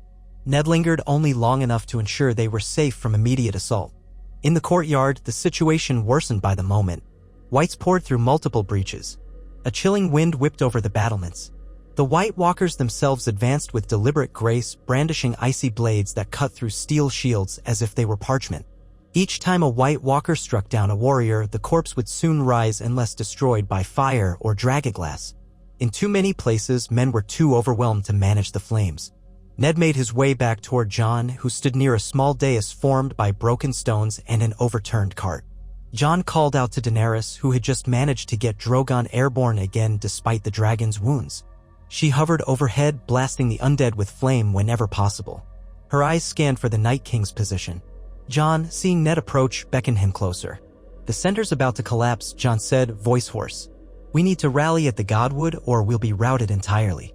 Ned swallowed hard, recalling the broad expanse of the old Godwood behind Winterfell's main keep. The ancient weirwood tree grew there, its red leaves a stark splash of color even in winter. "We can't allow them to take the keep," Ned said quietly. "But if you think it's our best chance, we'll do it. Gather who you can." Jon nodded. "We'll establish a perimeter around the Heart Tree. It might give us some small advantage. Some say the old gods watch us there. It's also open enough for Drogon and Regal to strike from above without burning the keep itself to the ground." The plan was desperate, but so were their circumstances. Ned set off to spread the word. Tormund, Grey Worm, and Davos assisted, calling for a fighting retreat. "Fall back to the Godwood." The cry went up again and again. Groups of battered soldiers began pulling back, dragging wounded with them. The courtyard was swallowed by a flurry of whites, unstoppable. On the walls, the archers who still lived abandoned their posts. A handful of Vale Knights who had been pinned down by the main gate retreated in a wedge formation, losing men along the way. Melisandre, face streaked with ash, accompanied the exodus, chanting prayers under her breath. Now and then she paused to touch a fallen soldier, speaking soft incantations to ensure he did not rise. Her ruby glowed with each utterance, as though draining her own life force in the attempt. Ned heard her gasp and cough, but she pressed on, determined. Within the keep, the exodus swelled, funneling through corridors and open walkways out into the Godwood. Winterfell had seldom seen so many defenders retreating in unison. The synergy of old grudges forgotten was remarkable. Unsullied shielded northern peasants, wildlings aided Vale Knights, Dothraki led the wounded across the broken courtyard. The vow to protect the living transcended all backgrounds. Jon and Ned converged on the Godswood's edge, helping form a line with dragonglass-tipped spears to repel the first wave that tried to pursue. The old weirwood, with its carved face weeping crimson sap, loomed overhead, branches dusted with snow. The area around the tree had once been serene, a place of quiet reflection for those who kept the old gods. Now it would serve as a final redoubt. Torches and braziers were hastily arranged, their flames dancing, reflecting on the dark pool at the heart of the Godwood. The defenders spread out, swords, spears, axes at the ready. Daenerys brought Drogon crashing down behind them, the dragon panting, thick black blood dripping from gashes in his scales. Regal limped in next, carrying Jon. He slid off, eyes blazing with determination. Ned stood near them, sword clenched, ignoring the shaking in his limbs. For a moment, there was a lull. The whites did not immediately swarm. They seemed to be consolidating beyond the shattered gates, gathering in an even larger wave. Flames crackled from scattered fires. Sansa, escorted by Brienne, reached the Godwood as well, taking a position among a cluster of northern soldiers who looked to her for leadership. Tormund, face speckled with gore, clapped Ned on the shoulder, muttering that at least they would die fighting side by side. Grey Worm formed up the Unsullied in a protective arc around the perimeter. Davos methodically positioned archers behind them, though few arrows remained. Ned drew in a trembling breath. All around, men and women panted, coughed, bled. Smoke hung in the air, stinging eyes, making every breath taste of ash. The illusions of discipline and strategy were nearly spent. This was survival in its rawest form. Through the gnarled trunks of the trees, they saw the mass of whites approach. Hundreds, thousands, maybe more. A sea of lifeless forms with eyes glowing blue, flickering in the torchlight. At their forefront rode the White Walkers, tall and eerie, and above them, the undead dragon circled. Where was the Night King?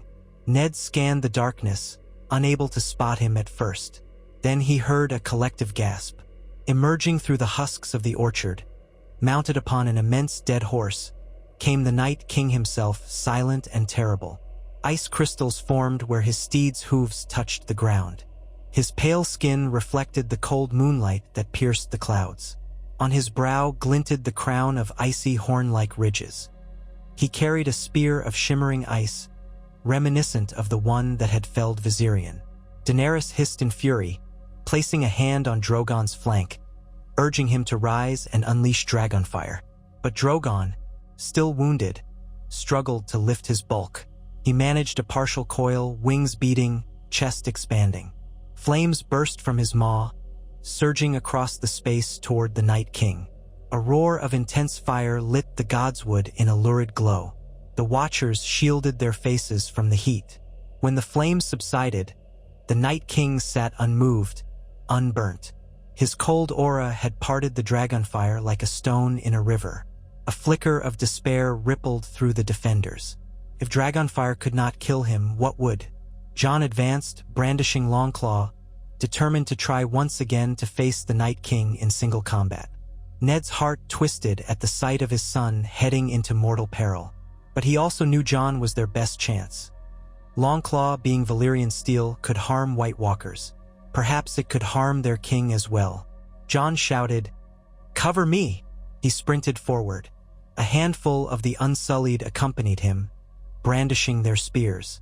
Ned and Tormund followed, unwilling to leave Jon alone. The Whites surged forward at the Night King's silent command, crashing into the living like a black tide. Spears of obsidian found their marks, taking down some, but more pressed in from the flanks. Ned found himself separated from Jon almost immediately by a wall of undead.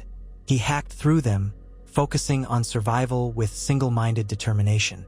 A White in ancient Stark livery, someone who must have died in some previous battle, lunged at him with a battered sword. Ned parried, feeling the jolt reverberate through his arms, and retaliated with a cutting blow to the skull. He heard Tormund cursing in the old tongue as the wildling swung a massive warhammer, crushing Whites two at a time. Jon, glimpsed between the thrashing shapes, strove to break through to the Night King. Each time he neared, a cluster of White Walkers moved to intercept. Their ice blades clashed with Longclaw, sending out eerie ringing notes. Frost crystals spread across the ground beneath their feet. The Unsullied Guard assisting Jon fought bravely, but the White Walkers were ancient and lethal, slashing with superhuman grace. One by one, the Unsullied fell, their spears snapped, their bodies taken by the cold. Jon pressed on, jaw clenched, parrying a flurry of blows with all the skill he possessed. He managed to dispatch one White Walker, his Valyrian blade shattering the creature into a cascade of icy shards. But another White Walker raked his spear across Jon's forearm, drawing a spurt of blood. Ned cut through another knot of Whites, seeking a path to Jon. Flames danced to his left as Daenerys commanded Drogon to scorch a group of White Walkers from behind, but again the Night King neutralized the worst of the fire. The intense heat forced the White Walkers to recoil momentarily, giving Jon a brief opening. He lunged, aiming for the Night King's back. But the Night King spun, ice spear in hand, meeting Jon's downward slash with inhuman strength. The shock of the impact flung Jon backward, crashing him into the trunk of an ancient oak. Winded, he tried to stand, only to see the Night King advancing upon him with silent malice. He lifted his spear. Ned's heart lurched in horror. Without thinking, Ned roared a wordless battle cry and charged across the swirling chaos. He tackled the nearest Whites, knocking them aside, ignoring their bony nails scratching at his arms, and reached Jon's position. The Night King turned toward Ned, the pitiless depths of his eyes reflecting centuries of death. Ned positioned himself between Jon and the Night King, sword held high. He did not know if he could hold out even for a moment, but he could not let his son die. The Night King regarded him with something almost like curiosity, as though this resurrected Stark were an oddity. Perhaps the Night King sensed the chill that lingered in Ned's bones, a faint echo of the grave. Or perhaps he simply recognized the old, quiet wolf returning for one last stand. The Night King thrust with his ice spear. Ned caught the blow on his steel, the blade trembling in his grip. Frost began to coat the sword, creeping downward. With a snarl, Ned pushed back, stepping to the side. He slashed at the Night King's flank, but the ancient being moved faster than thought, twisting to avoid the blow, then swinging the spear around in a sweeping arc. Ned ducked, feeling the cold wind of that spear slicing overhead. He stabbed for the Night King's midsection. It connected barely. An impact, but the armor of ice held. Even Valyrian steel might have faltered there, though Ned's sword was not Valyrian at all. It left a shallow crack in the Night King's icy carapace, a fleeting sign that this being was not entirely invulnerable. The Night King backhanded Ned with shocking force, sending him sprawling. The blow rattled Ned's teeth and he tasted blood in his mouth. Dazed, he tried to roll away from a killing thrust, but the wights dogpiled on him. He flailed, sword pinned beneath their bodies, which tore at him with nails and rotting teeth. Then Tormund's hammer smashed one aside, clearing the way as Tormund bellowed, "Up, Stark. Get up!" Jon, struggling to breathe, found enough strength to stand once more. He met Ned's gaze, and in that silent exchange, Ned understood what he must do. He forced himself to rise. Tormund engaged the wights, giving father and son a moment's clarity to focus on the Night King. If they could just coordinate one decisive strike, perhaps Jon's Valyrian steel could pierce the unearthly armor. Jon raised Longclaw, limping forward. Ned circled to the side, drawing the Night King's attention. The ancient creature pivoted smoothly, icicle crown gleaming, spear at the ready. A swirl of wind hissed around them, the temperature plummeting further. Daenerys, from the other side of the godwood, saw the opening. She urged Drogon to release another torrent of flame, focusing all the dragon fire into a narrow stream. The inferno roared across the clearing, bathing the Night King in an eruption of orange and gold. At the last instant, Ned and Jon leapt aside, shielding their faces. The Night King vanished in the flames, though they could see his silhouette forging forward in the midst of the blaze. Just as he neared the edge of the dragon fire, Jon rushed in from behind, Longclaw poised. If the Night King had shielded himself from the worst of the flame, his defenses might be weakened. The next instant was a blur of motion. Jon drove Longclaw down, aiming for the Night King's spine. The Night King twisted, parrying with his spear, but the tip of Longclaw still bit into icy flesh. A sickening crack rang out. The Night King staggered a step, letting out a faint hiss. With preternatural speed, he whipped around, spear lashing. Jon brought Longclaw up to block, but the force behind the blow shattered part of the Valyrian steel's crossguard and knocked Jon to his knees. Ned, battered, lunged, hacking at the Night King's leg. His normal steel blade did little more than chip at the ice armor. With a snarl, the Night King kicked Ned square in the chest, sending him crashing back. Then the Night King lowered his spear, ready to impale Jon where he knelt. Jon tried to move, but his limbs responded sluggishly. His eyes flicked to Ned, then to the broken ground. He realized he had only one chance. If he could parry upward with Longclaw at the precise moment, maybe the momentum of the Night King's thrust would drive the spear into the blade. But even then, the odds were grim. The White Walkers ringed the clearing, watching with silent malevolence. Then a flash of movement came from behind the Night King. The Watchers might have thought it was a white or a piece of swirling cloak. But Ned, half-choked, recognized the live form, Arya Stark, emerging from the gloom with a dagger of Valyrian steel in her hand. Her face was pale and taut, every muscle wound tight like a coiled spring. She had arrived unseen, weaving through the whites like a shadow. Ned's heart clenched. His daughter was here, risking everything. Yet he could not cry out for fear of warning the Night King. The Night King raised his spear, frigid power crackling along its length. The tip glowed faintly with otherworldly frost. Time seemed to stretch. Jon tried to heft Longclaw, but he was half-stunned. Arya leapt, launching herself at the Night King's back. Her dagger arced in midair, its Valyrian steel glinting. The Night King pivoted with uncanny speed, catching her by the throat before her blade found purchase. He lifted her off her feet, ice spreading where his fingers gripped her flesh. She gasped, face contorted in pain. Yet she had trained for this. Her free hand opened, letting the dagger drop. She seized it again with her other hand, twisting her body in midair. A single fluid motion brought the blade into the gap in the Night King's armor that Jon had cracked moments before. The Valyrian steel slipped between plates of ice. With all her might, Arya drove the dagger home. A resonant crack shuddered through the clearing. The Night King's eyes flared an even brighter blue, then flickered. His spear tumbled from his grasp, shattering on the ground. For an instant, he and Arya were locked in a macabre tableau, her pinned by his icy hand, him impaled by her dagger.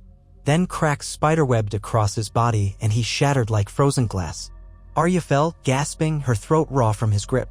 Where he had stood, jagged shards of ice clattered to the ground. An unearthly shriek tore from the throats of the White Walkers watching from the perimeter. Then one by one, they exploded into shards scattered on the wind. The Whites, those relentless thralls of the Night King's will, collapsed en masse. All across the Godwood, the courtyard, the ramparts, wherever they stood, they toppled like marionettes with cut strings, husks devoid of purpose. The noise was unimaginable, a great sigh of death undone, thousands of bodies hitting the ground in a domino effect. For a moment, none of the living moved. They waited, disbelieving, for the Whites to rise again. But none stirred. Overhead, Viserion, the undead dragon, roared once more, then fell from the sky in a thunderous crash beyond the castle walls. Daenerys sank to her knees, tears streaking her cheeks, uncertain whether to mourn or rejoice. Drogon's bellow echoed across the clearing, half victory, half anguish. Jon scrambled to Arya's side, cradling her gently. Ned forced himself to stand, though his ribs ached fiercely from the Night King's kick. He stumbled over to them, throat tight. Arya coughed, ice crystals falling from her bruised neck. She tried to speak, but only a raw rasp emerged. Jon pulled her close, relief flooding his face. Ned knelt beside them, eyes burning with tears he had held in check all night. He reached out to touch Arya's hair, amazed that she was there, alive. She managed a small, pained grin at the sight of him. "You're here," she whispered, voice ragged. "I heard, but I didn't believe." He choked out a laugh that was more sob than joy. "Arya," he breathed. "My brave girl." She coughed, wincing. "Not a girl anymore." Ned stroked her hair softly, tears sliding down his cheeks. "No," he whispered. "You're a fierce wolf, grown far beyond what I imagined." They stayed like that for a moment, father, son, and daughter, with Tormund and the remaining soldiers forming a cautious circle, weapons still raised. The hush was uncanny, broken only by the crackling of scattered fires and the ragged sobs of the wounded. Then the defenders slowly realized the truth, the dead were done. The White Walkers were gone. The Great War, at least in the north, was over. A stirring of stunned relief spread through the battered ranks. Some knelt in silent gratitude, others fell to their backs and laughed in delirium. Melisandre sank to her knees, the ruby at her throat flickering faintly. Sansa, seeing the Whites crumble in the distance, hugged Brienne with tears streaming down her face. Within a short span, the survivors began to gather, forging a tally of who still breathed, who lay among the fallen. Torches were lit, forming a perimeter in the Godwood. Daenerys dismounted from Drogon, tears in her eyes, though her posture remained regal. She helped direct healers to the wounded. Grey Worm and the Unsullied moved with methodical efficiency, extinguishing any lingering fires that threatened to devour Winterfell entirely. Tormund knelt beside fallen freefolk, eyes dark with grief. Davos Seaworth walked among the bodies, offering water or a hand to anyone who needed it. In the heart of it all, Ned crouched beside Arya, who was propped against the base of the weirwood tree. Jon knelt on her other side, pressing a strip of cloth to the bruising on Arya's neck. She drew in wheezing breaths, but otherwise seemed stable. "You came just in time," Jon said to her, eyes filled with a mixture of awe and fear. "I didn't know you were here. I thought—" Arya managed a tiny shrug. "No time to greet you properly." Ned gently touched her shoulder. "Rest, child. We'll get you to a healer's tent." She shook her head with that stubborn grit he remembered from years past. "I'm fine," she lied, though her voice quavered. "Others need help more than me." Jon pressed his lips together, then nodded, respecting her wishes. Daenerys approached, gazing at Arya with a complex expression. She held out her hand, a gesture of gratitude. "I owe you my life," she said. "You ended him. You ended this war.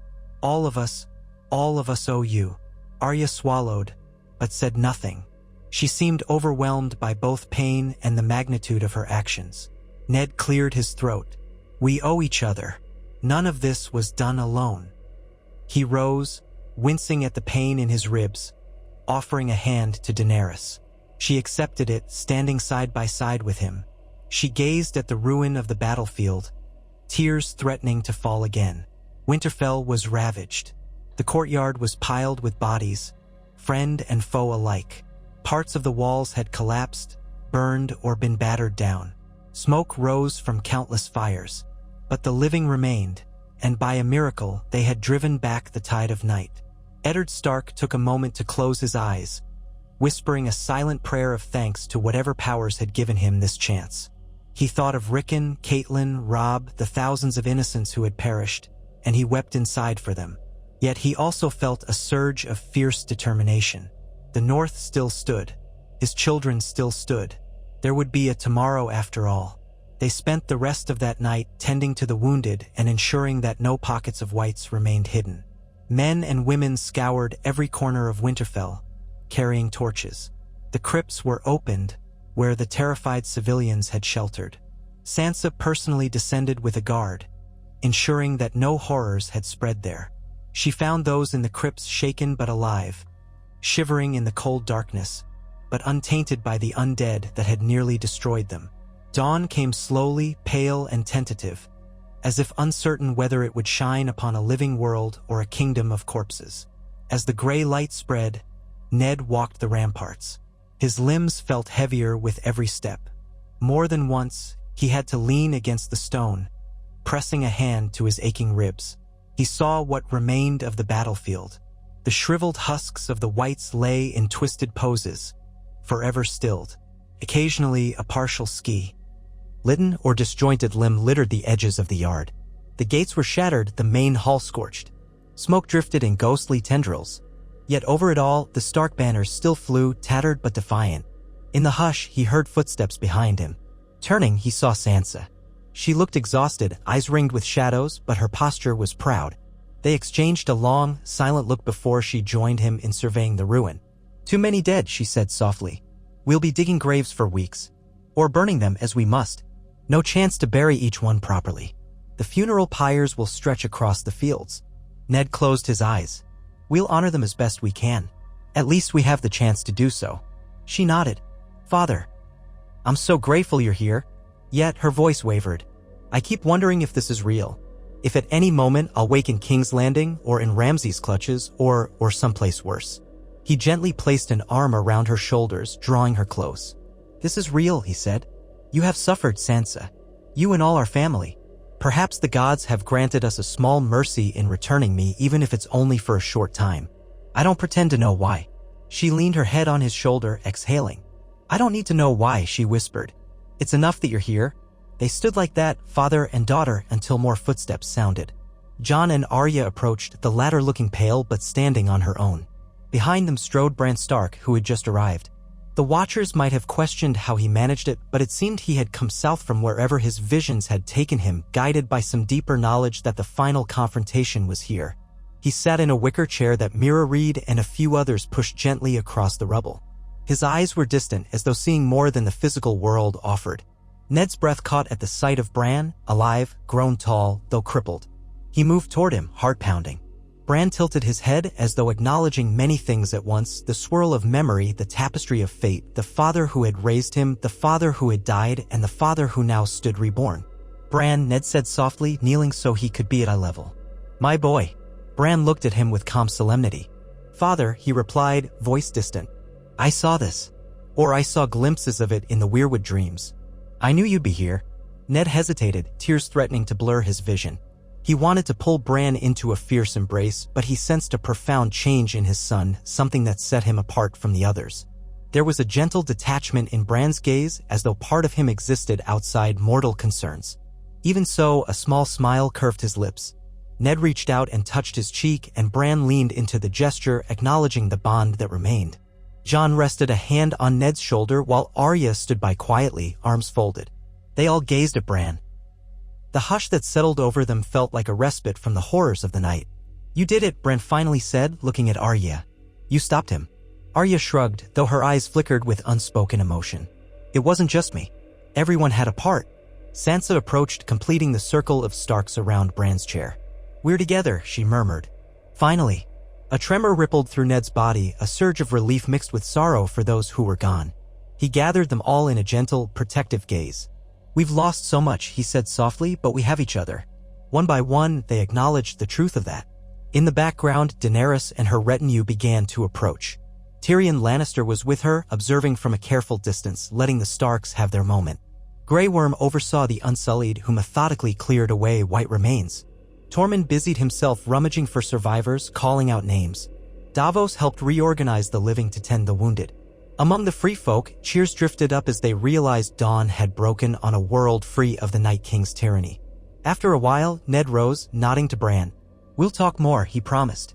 "When the time is right, you must tell me all that's happened. For now, let's see to our people." Bran's expression held a hint of sadness. "Yes, father," he said. "We will talk soon." They parted, each going to their tasks. Sansa led a group to begin cataloging the wounded and distributing rations. Jon conferred with Daenerys about how best to help Rhaegal and Drogon recover. Arya slipped away, though Brienne and Gendry would later see her searching the battlefield for any sign of friends lost in the melee. Ned walked the ramparts again, offering a kind word where he could, clasping shoulders, nodding to the men who had once known him as Lord Stark. Many gaped at him with a reverence that bordered on worship. Others wept openly, battered by grief and relief all at once. In the days that followed, Winterfell became a vast camp of survivors. Word was sent south, carried by ravens that had miraculously survived in the rookery. The letters told of the victory over the undead, though they also urged vigilance in case any scattered pockets of whites remained. With the main host shattered, the final remnants might simply collapse, but caution was warranted. Funeral pyres were erected outside the walls. The bodies of fallen soldiers, Northmen, free folk, Unsullied, Dothraki, Knights of the Vale, were placed upon the stacked wood, each with a measure of respect. Melisandre murmured prayers to the Lord of Light, though her voice sounded weaker than before, as if the ordeal had drained her spirit. Sansa and Daenerys both spoke words of remembrance. Jon, standing among the dead, lit the first of the pyres with a torch dipped in pitch. One by one, the pyres were ignited until a ring of flames encircled Winterfell. The smoke rose high, carrying the souls of the fallen beyond. Eddard Stark stood with his children beside one of these pyres, silent. He gazed at the faces of those who had died under his resurrected watch. Guilt gnawed at him for every life lost, though he knew this war had been inevitable. Standing in the flickering glow, he bowed his head, feeling the warmth of the fire and the cold memory of the crypt in equal measure. When dawn broke again, calmer and brighter, the living set about repairing Winterfell's walls, burying rubble, and rebuilding. The great hall was cleared of debris and repurposed as a makeshift infirmary with cots lined up for the wounded. The stables that had once been a flurry of war mounts now housed only a fraction of the horses that had set out at the start of the battle. Ned found himself called upon often. Lords from various houses approached him with questions, requests, or simply to see him with their own eyes. News had spread. Eddard Stark was alive. Some doubted, but once they stood before him and heard his quiet, measured tone, they found themselves convinced. Rumors reached beyond the north, carried by travelers who braved the winter roads. Indeed, the realm seemed poised to learn that the honorable Lord Stark, a man once executed by Joffrey Baratheon, now walked among the living, hand in hand with the new king in the north, who was rumored to be a Targaryen. The conflagration of politics loomed. Tyrion Lannister recognized the potential shockwaves, warning Daenerys that Ned Stark's presence would complicate alliances. Some would view it as a miracle, others a threat. Yet the immediate crisis overshadowed long-term maneuvering. The entire realm would learn of the Long Night's defeat, and the question of the Iron Throne would return in force. In the courtyard, Ned joined Jon, Sansa, Arya, and Daenerys to hold a war council of sorts, though the war against the dead was done. They had pivoted to discussing the next steps. To Ned's mild surprise, his daughter Arya stayed for the politics, though she lingered at the margins, arms crossed, face unreadable. Bran watched through a nearby window, distant as ever, but when asked for his insights, he offered only cryptic remarks about the future being uncertain. Jon spoke first, glancing at Daenerys. "We still have the Southern Crown to deal with. Cersei Lannister sits the Iron Throne, or did. We haven't had recent word. But with the threat of the dead ended, the realm might turn its attention back to who rules." Daenerys nodded. "My claim stands. But the realm has paid a heavy price. If we are to avoid another slaughter, we must approach this carefully. I have my armies, and I still have 2 dragons, wounded though they are. But do I press war upon the south at once?" Sansa folded her hands. "The north is in ruins. Winterfell is half broken. Our men are spent. We need time to recover. If we march south for another war, we'll lose what little we've saved." Daenerys' expression softened. "I know. You've all sacrificed too much. But the Lannisters won't simply yield. We must also consider Euron Greyjoy. The rumors say he's been mustering fleets for Cersei. The realm cannot remain divided if we are to rebuild properly." Ned listened to them, trying to reconcile the fact that not long ago he had been a prisoner in King's Landing, forced to confess treason he had never committed. He took a breath. "We have another factor," he said. Jon's parentage. If it becomes widely known that he is Rhaegar Targaryen's son, many lords might rally to him. That would complicate your claim, your grace. Jon's face tensed. I never asked for that claim. I bent the knee to Daenerys because I believed in her cause. That hasn't changed. Daenerys' eyes flicked between them. You are the rightful king by blood, but I am by right of conquest and tradition. Regardless, I care not for the trappings of a crown so much as I care for the realm to be united. Perhaps the realm would do better under a union of claims. Sansa's gaze sharpened. You propose marriage? A small hush fell. Jon and Daenerys exchanged glances, an unspoken current passing between them. He looked uncomfortable but not dismissive. That might be an option, but we haven't resolved it yet. Arya snorted softly, stepping forward. Our people just survived an army of the dead. Another war might destroy us. Marriage is not a bad idea if it prevents further bloodshed, but only if both sides truly want it. The last time the realm forced a Targaryen and Stark alliance, it ended with my Aunt Lyanna's death and everything else that followed. Ned winced at the mention of Lyanna, memory piercing him. Daenerys, too, looked uncomfortable. We do not want a repeat of that tragedy, she said. It must be a free choice, ours to make. But we can't ignore the political reality. Sansa shook her head, stepping in carefully. Whatever we decide, we must do so once the North has had a chance to recover. Our harvests are meager, our soldiers are wounded. At least we have fewer mouths to feed, in a grim sense, but that's no blessing. Ned interjected, voice soft but firm. Let the North be for a time. If Daenerys and Jon wish to press a claim in the South, let them do so carefully with minimal bloodshed if it can be avoided. That would mean ravens, envoys, negotiations.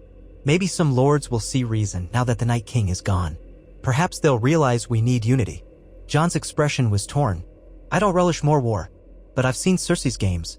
She won't yield easily, and Euron Greyjoy is a wild card. Daenerys sighed. I know, but first we heal. We bury our dead. We see to the living. That is our immediate task. She offered a small, weary smile, looking at the Starks. I owe all of you a debt for your bravery. Especially you, Arya. You saved us all. Arya kept her face impassive. I did what needed doing. Jon set a hand gently on Arya's shoulder. We all did. And so it was decided that, for the time being, the armies would remain in the north, recuperating, repairing Winterfell, forging new alliances from the ashes. Over the following weeks, wagons arrived bearing supplies from the Riverlands, from the Vale, from loyal houses that heard of the victory. Food, cloth, timber, and more. Slowly, the gloom of that cataclysmic night lifted. The dead had been burned, the White Walkers vanquished. Conversations in the courtyard turned from death to the possibility of a future. Ned Stark took each day as a gift. He devoted his hours to overseeing repairs, to reuniting with his children, to talking with the lords of the north who looked upon him with wonder. Often, he walked the godswood alone, pausing by the weirwood tree whose carved face had silently witnessed the final stand. There, he thought of Catelyn, remembering how she would come to the godswood to pray even though she kept the seven. He thought of Rickon, whose short life had ended at the hands of Ramsay. He thought of Robb, the king in the north who had been betrayed at the Twins. At times, tears slipped unbidden down his cheeks. He felt the winter wind and reminded himself that life was fleeting. He had been granted a second chance, but it was not indefinite. During quiet moments, he felt a faint chill in his bones, as if death still clung to him.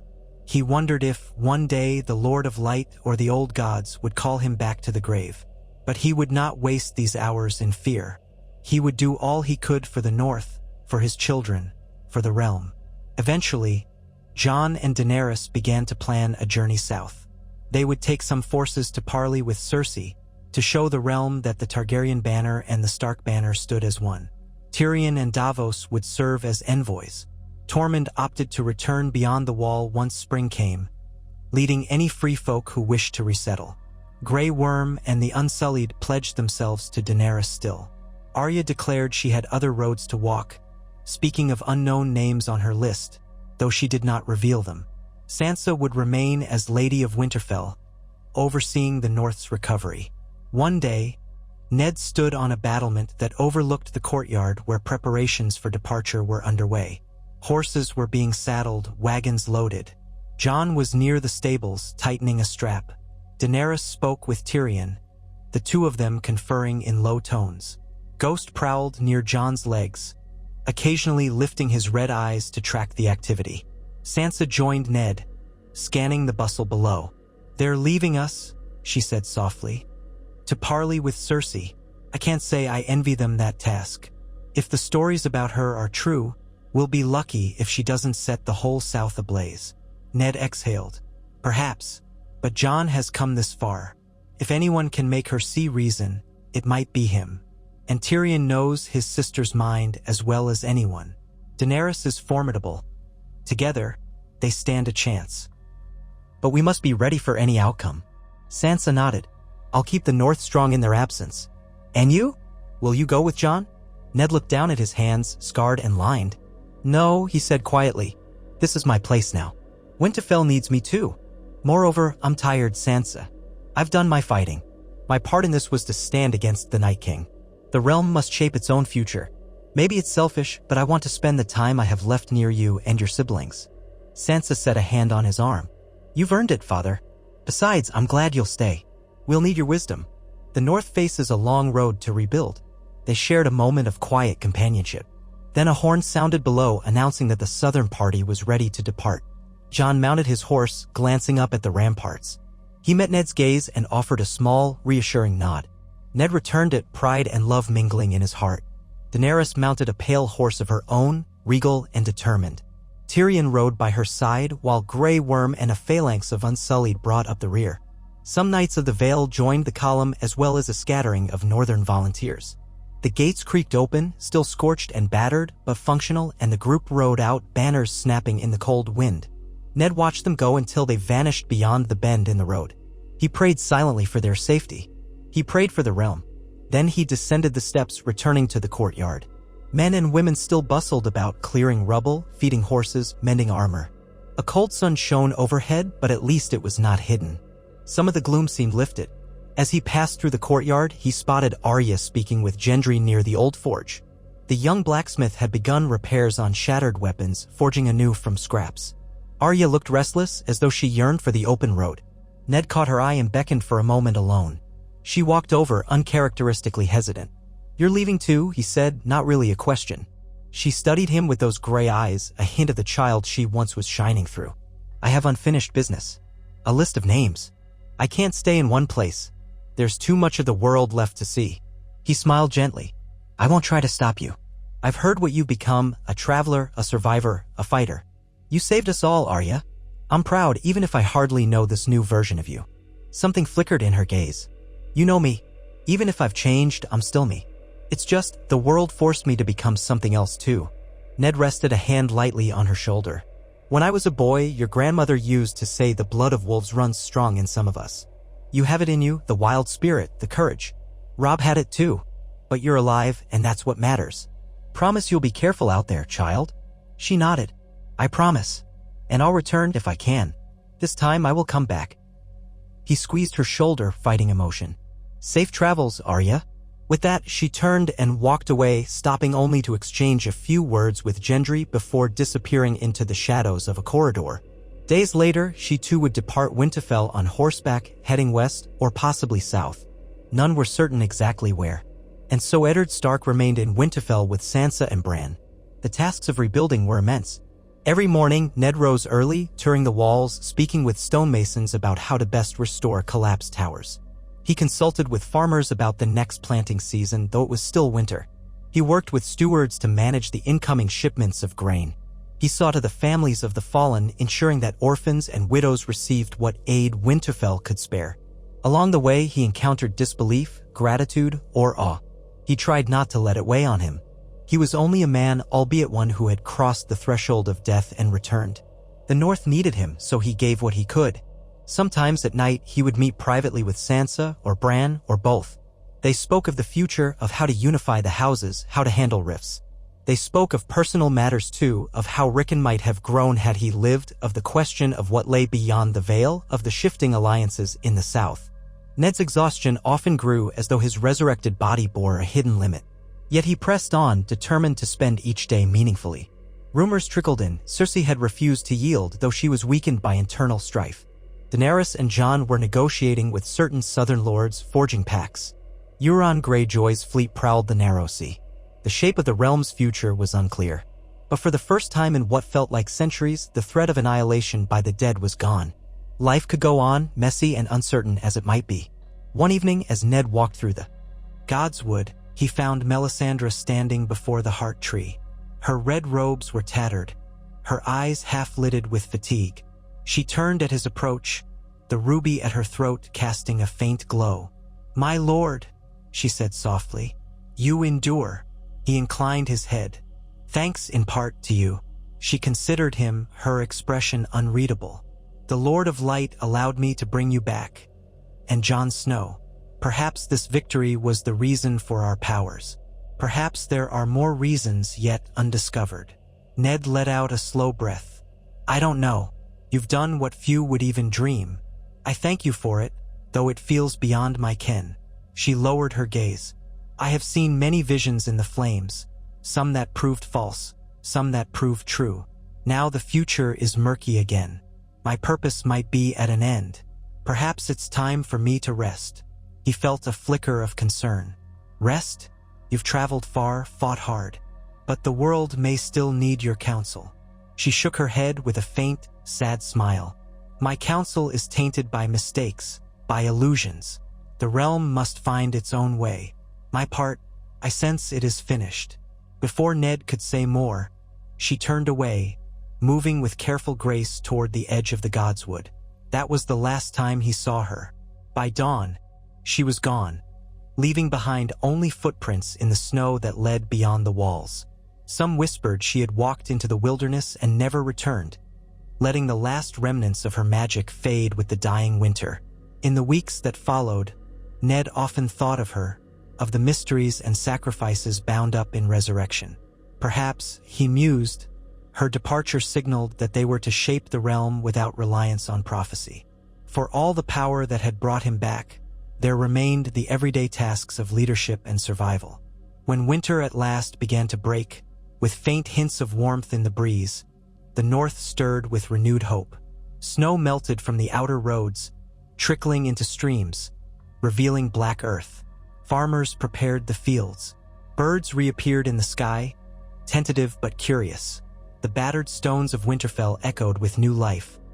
The sound of hammers, the laughter of children, the rustling of fresh supplies arriving from the White Harbor docks. One morning, Ned stood at the main gate, now repaired, watching the sunrise. Sansa approached, hair catching the early rays, face quietly determined. She slipped her arm through his, and they gazed at the dawn together. "Spring might come after all," she murmured. "Though the snows could return tomorrow, the air smells different, doesn't it?"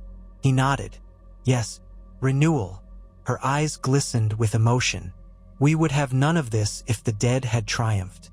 We owe so much to everyone who fought, and to you, Father, for returning to lead us."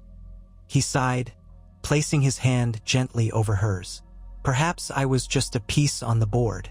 Jon and Arya, Daenerys, we all played our parts. But I'm grateful I had this chance." She smiled softly. "You know, we might never fully understand why you were brought back. But I like to think it was more than just the war. The North needed its father again, even if only for a time." He felt tears sting his eyes, but he kept them in check.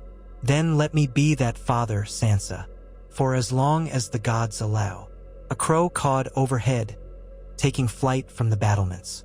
The sun's rays grew stronger, illuminating the courtyard where men stacked fresh timber. Someone laughed, an incongruous, joyous sound that rang out in the hush of dawn. For a moment, Ned closed his eyes, letting that warmth wash over him. He saw, in his mind's eye, the weirwood tree's face, carved and ancient, witnessing centuries of Starks passing beneath its branches. He saw Rickon, Catelyn, Robb in memory, smiling on a summer's day. He saw Bran, restored in his own mysterious way, Arya, forging her path, Sansa, wise beyond her years, Jon, off to shape the fate of kingdoms. He felt a pang for the losses, but also a fierce gratitude for the seeds of the future. Winterfell lived. The North stood. The dead were gone. If there was more strife ahead, they would face it together. And so Ned Stark, once beheaded by a boy king in King's Landing, now reborn by the will of fire, stood at the gates of his home, arm in arm with his beloved daughter, beneath a sky edged with pink and gold. Though the scars remained on the land, on the people, on his own soul, this day belonged to the living. He inhaled the crisp morning air, gazing out upon the roads that stretched south, east, north, west. Each route led to a future unwritten. But no matter what came, he would stand as the quiet wolf of Winterfell, fulfilling the duty he had been granted for a second time. The wind stirred the banners overhead, and he heard it almost like a whisper. Stark, Stark, Stark. A father returned, a realm forever changed, and through the heartbreak and hope, Eddard Stark felt his heart beat steadily, anchoring him in the living world once more.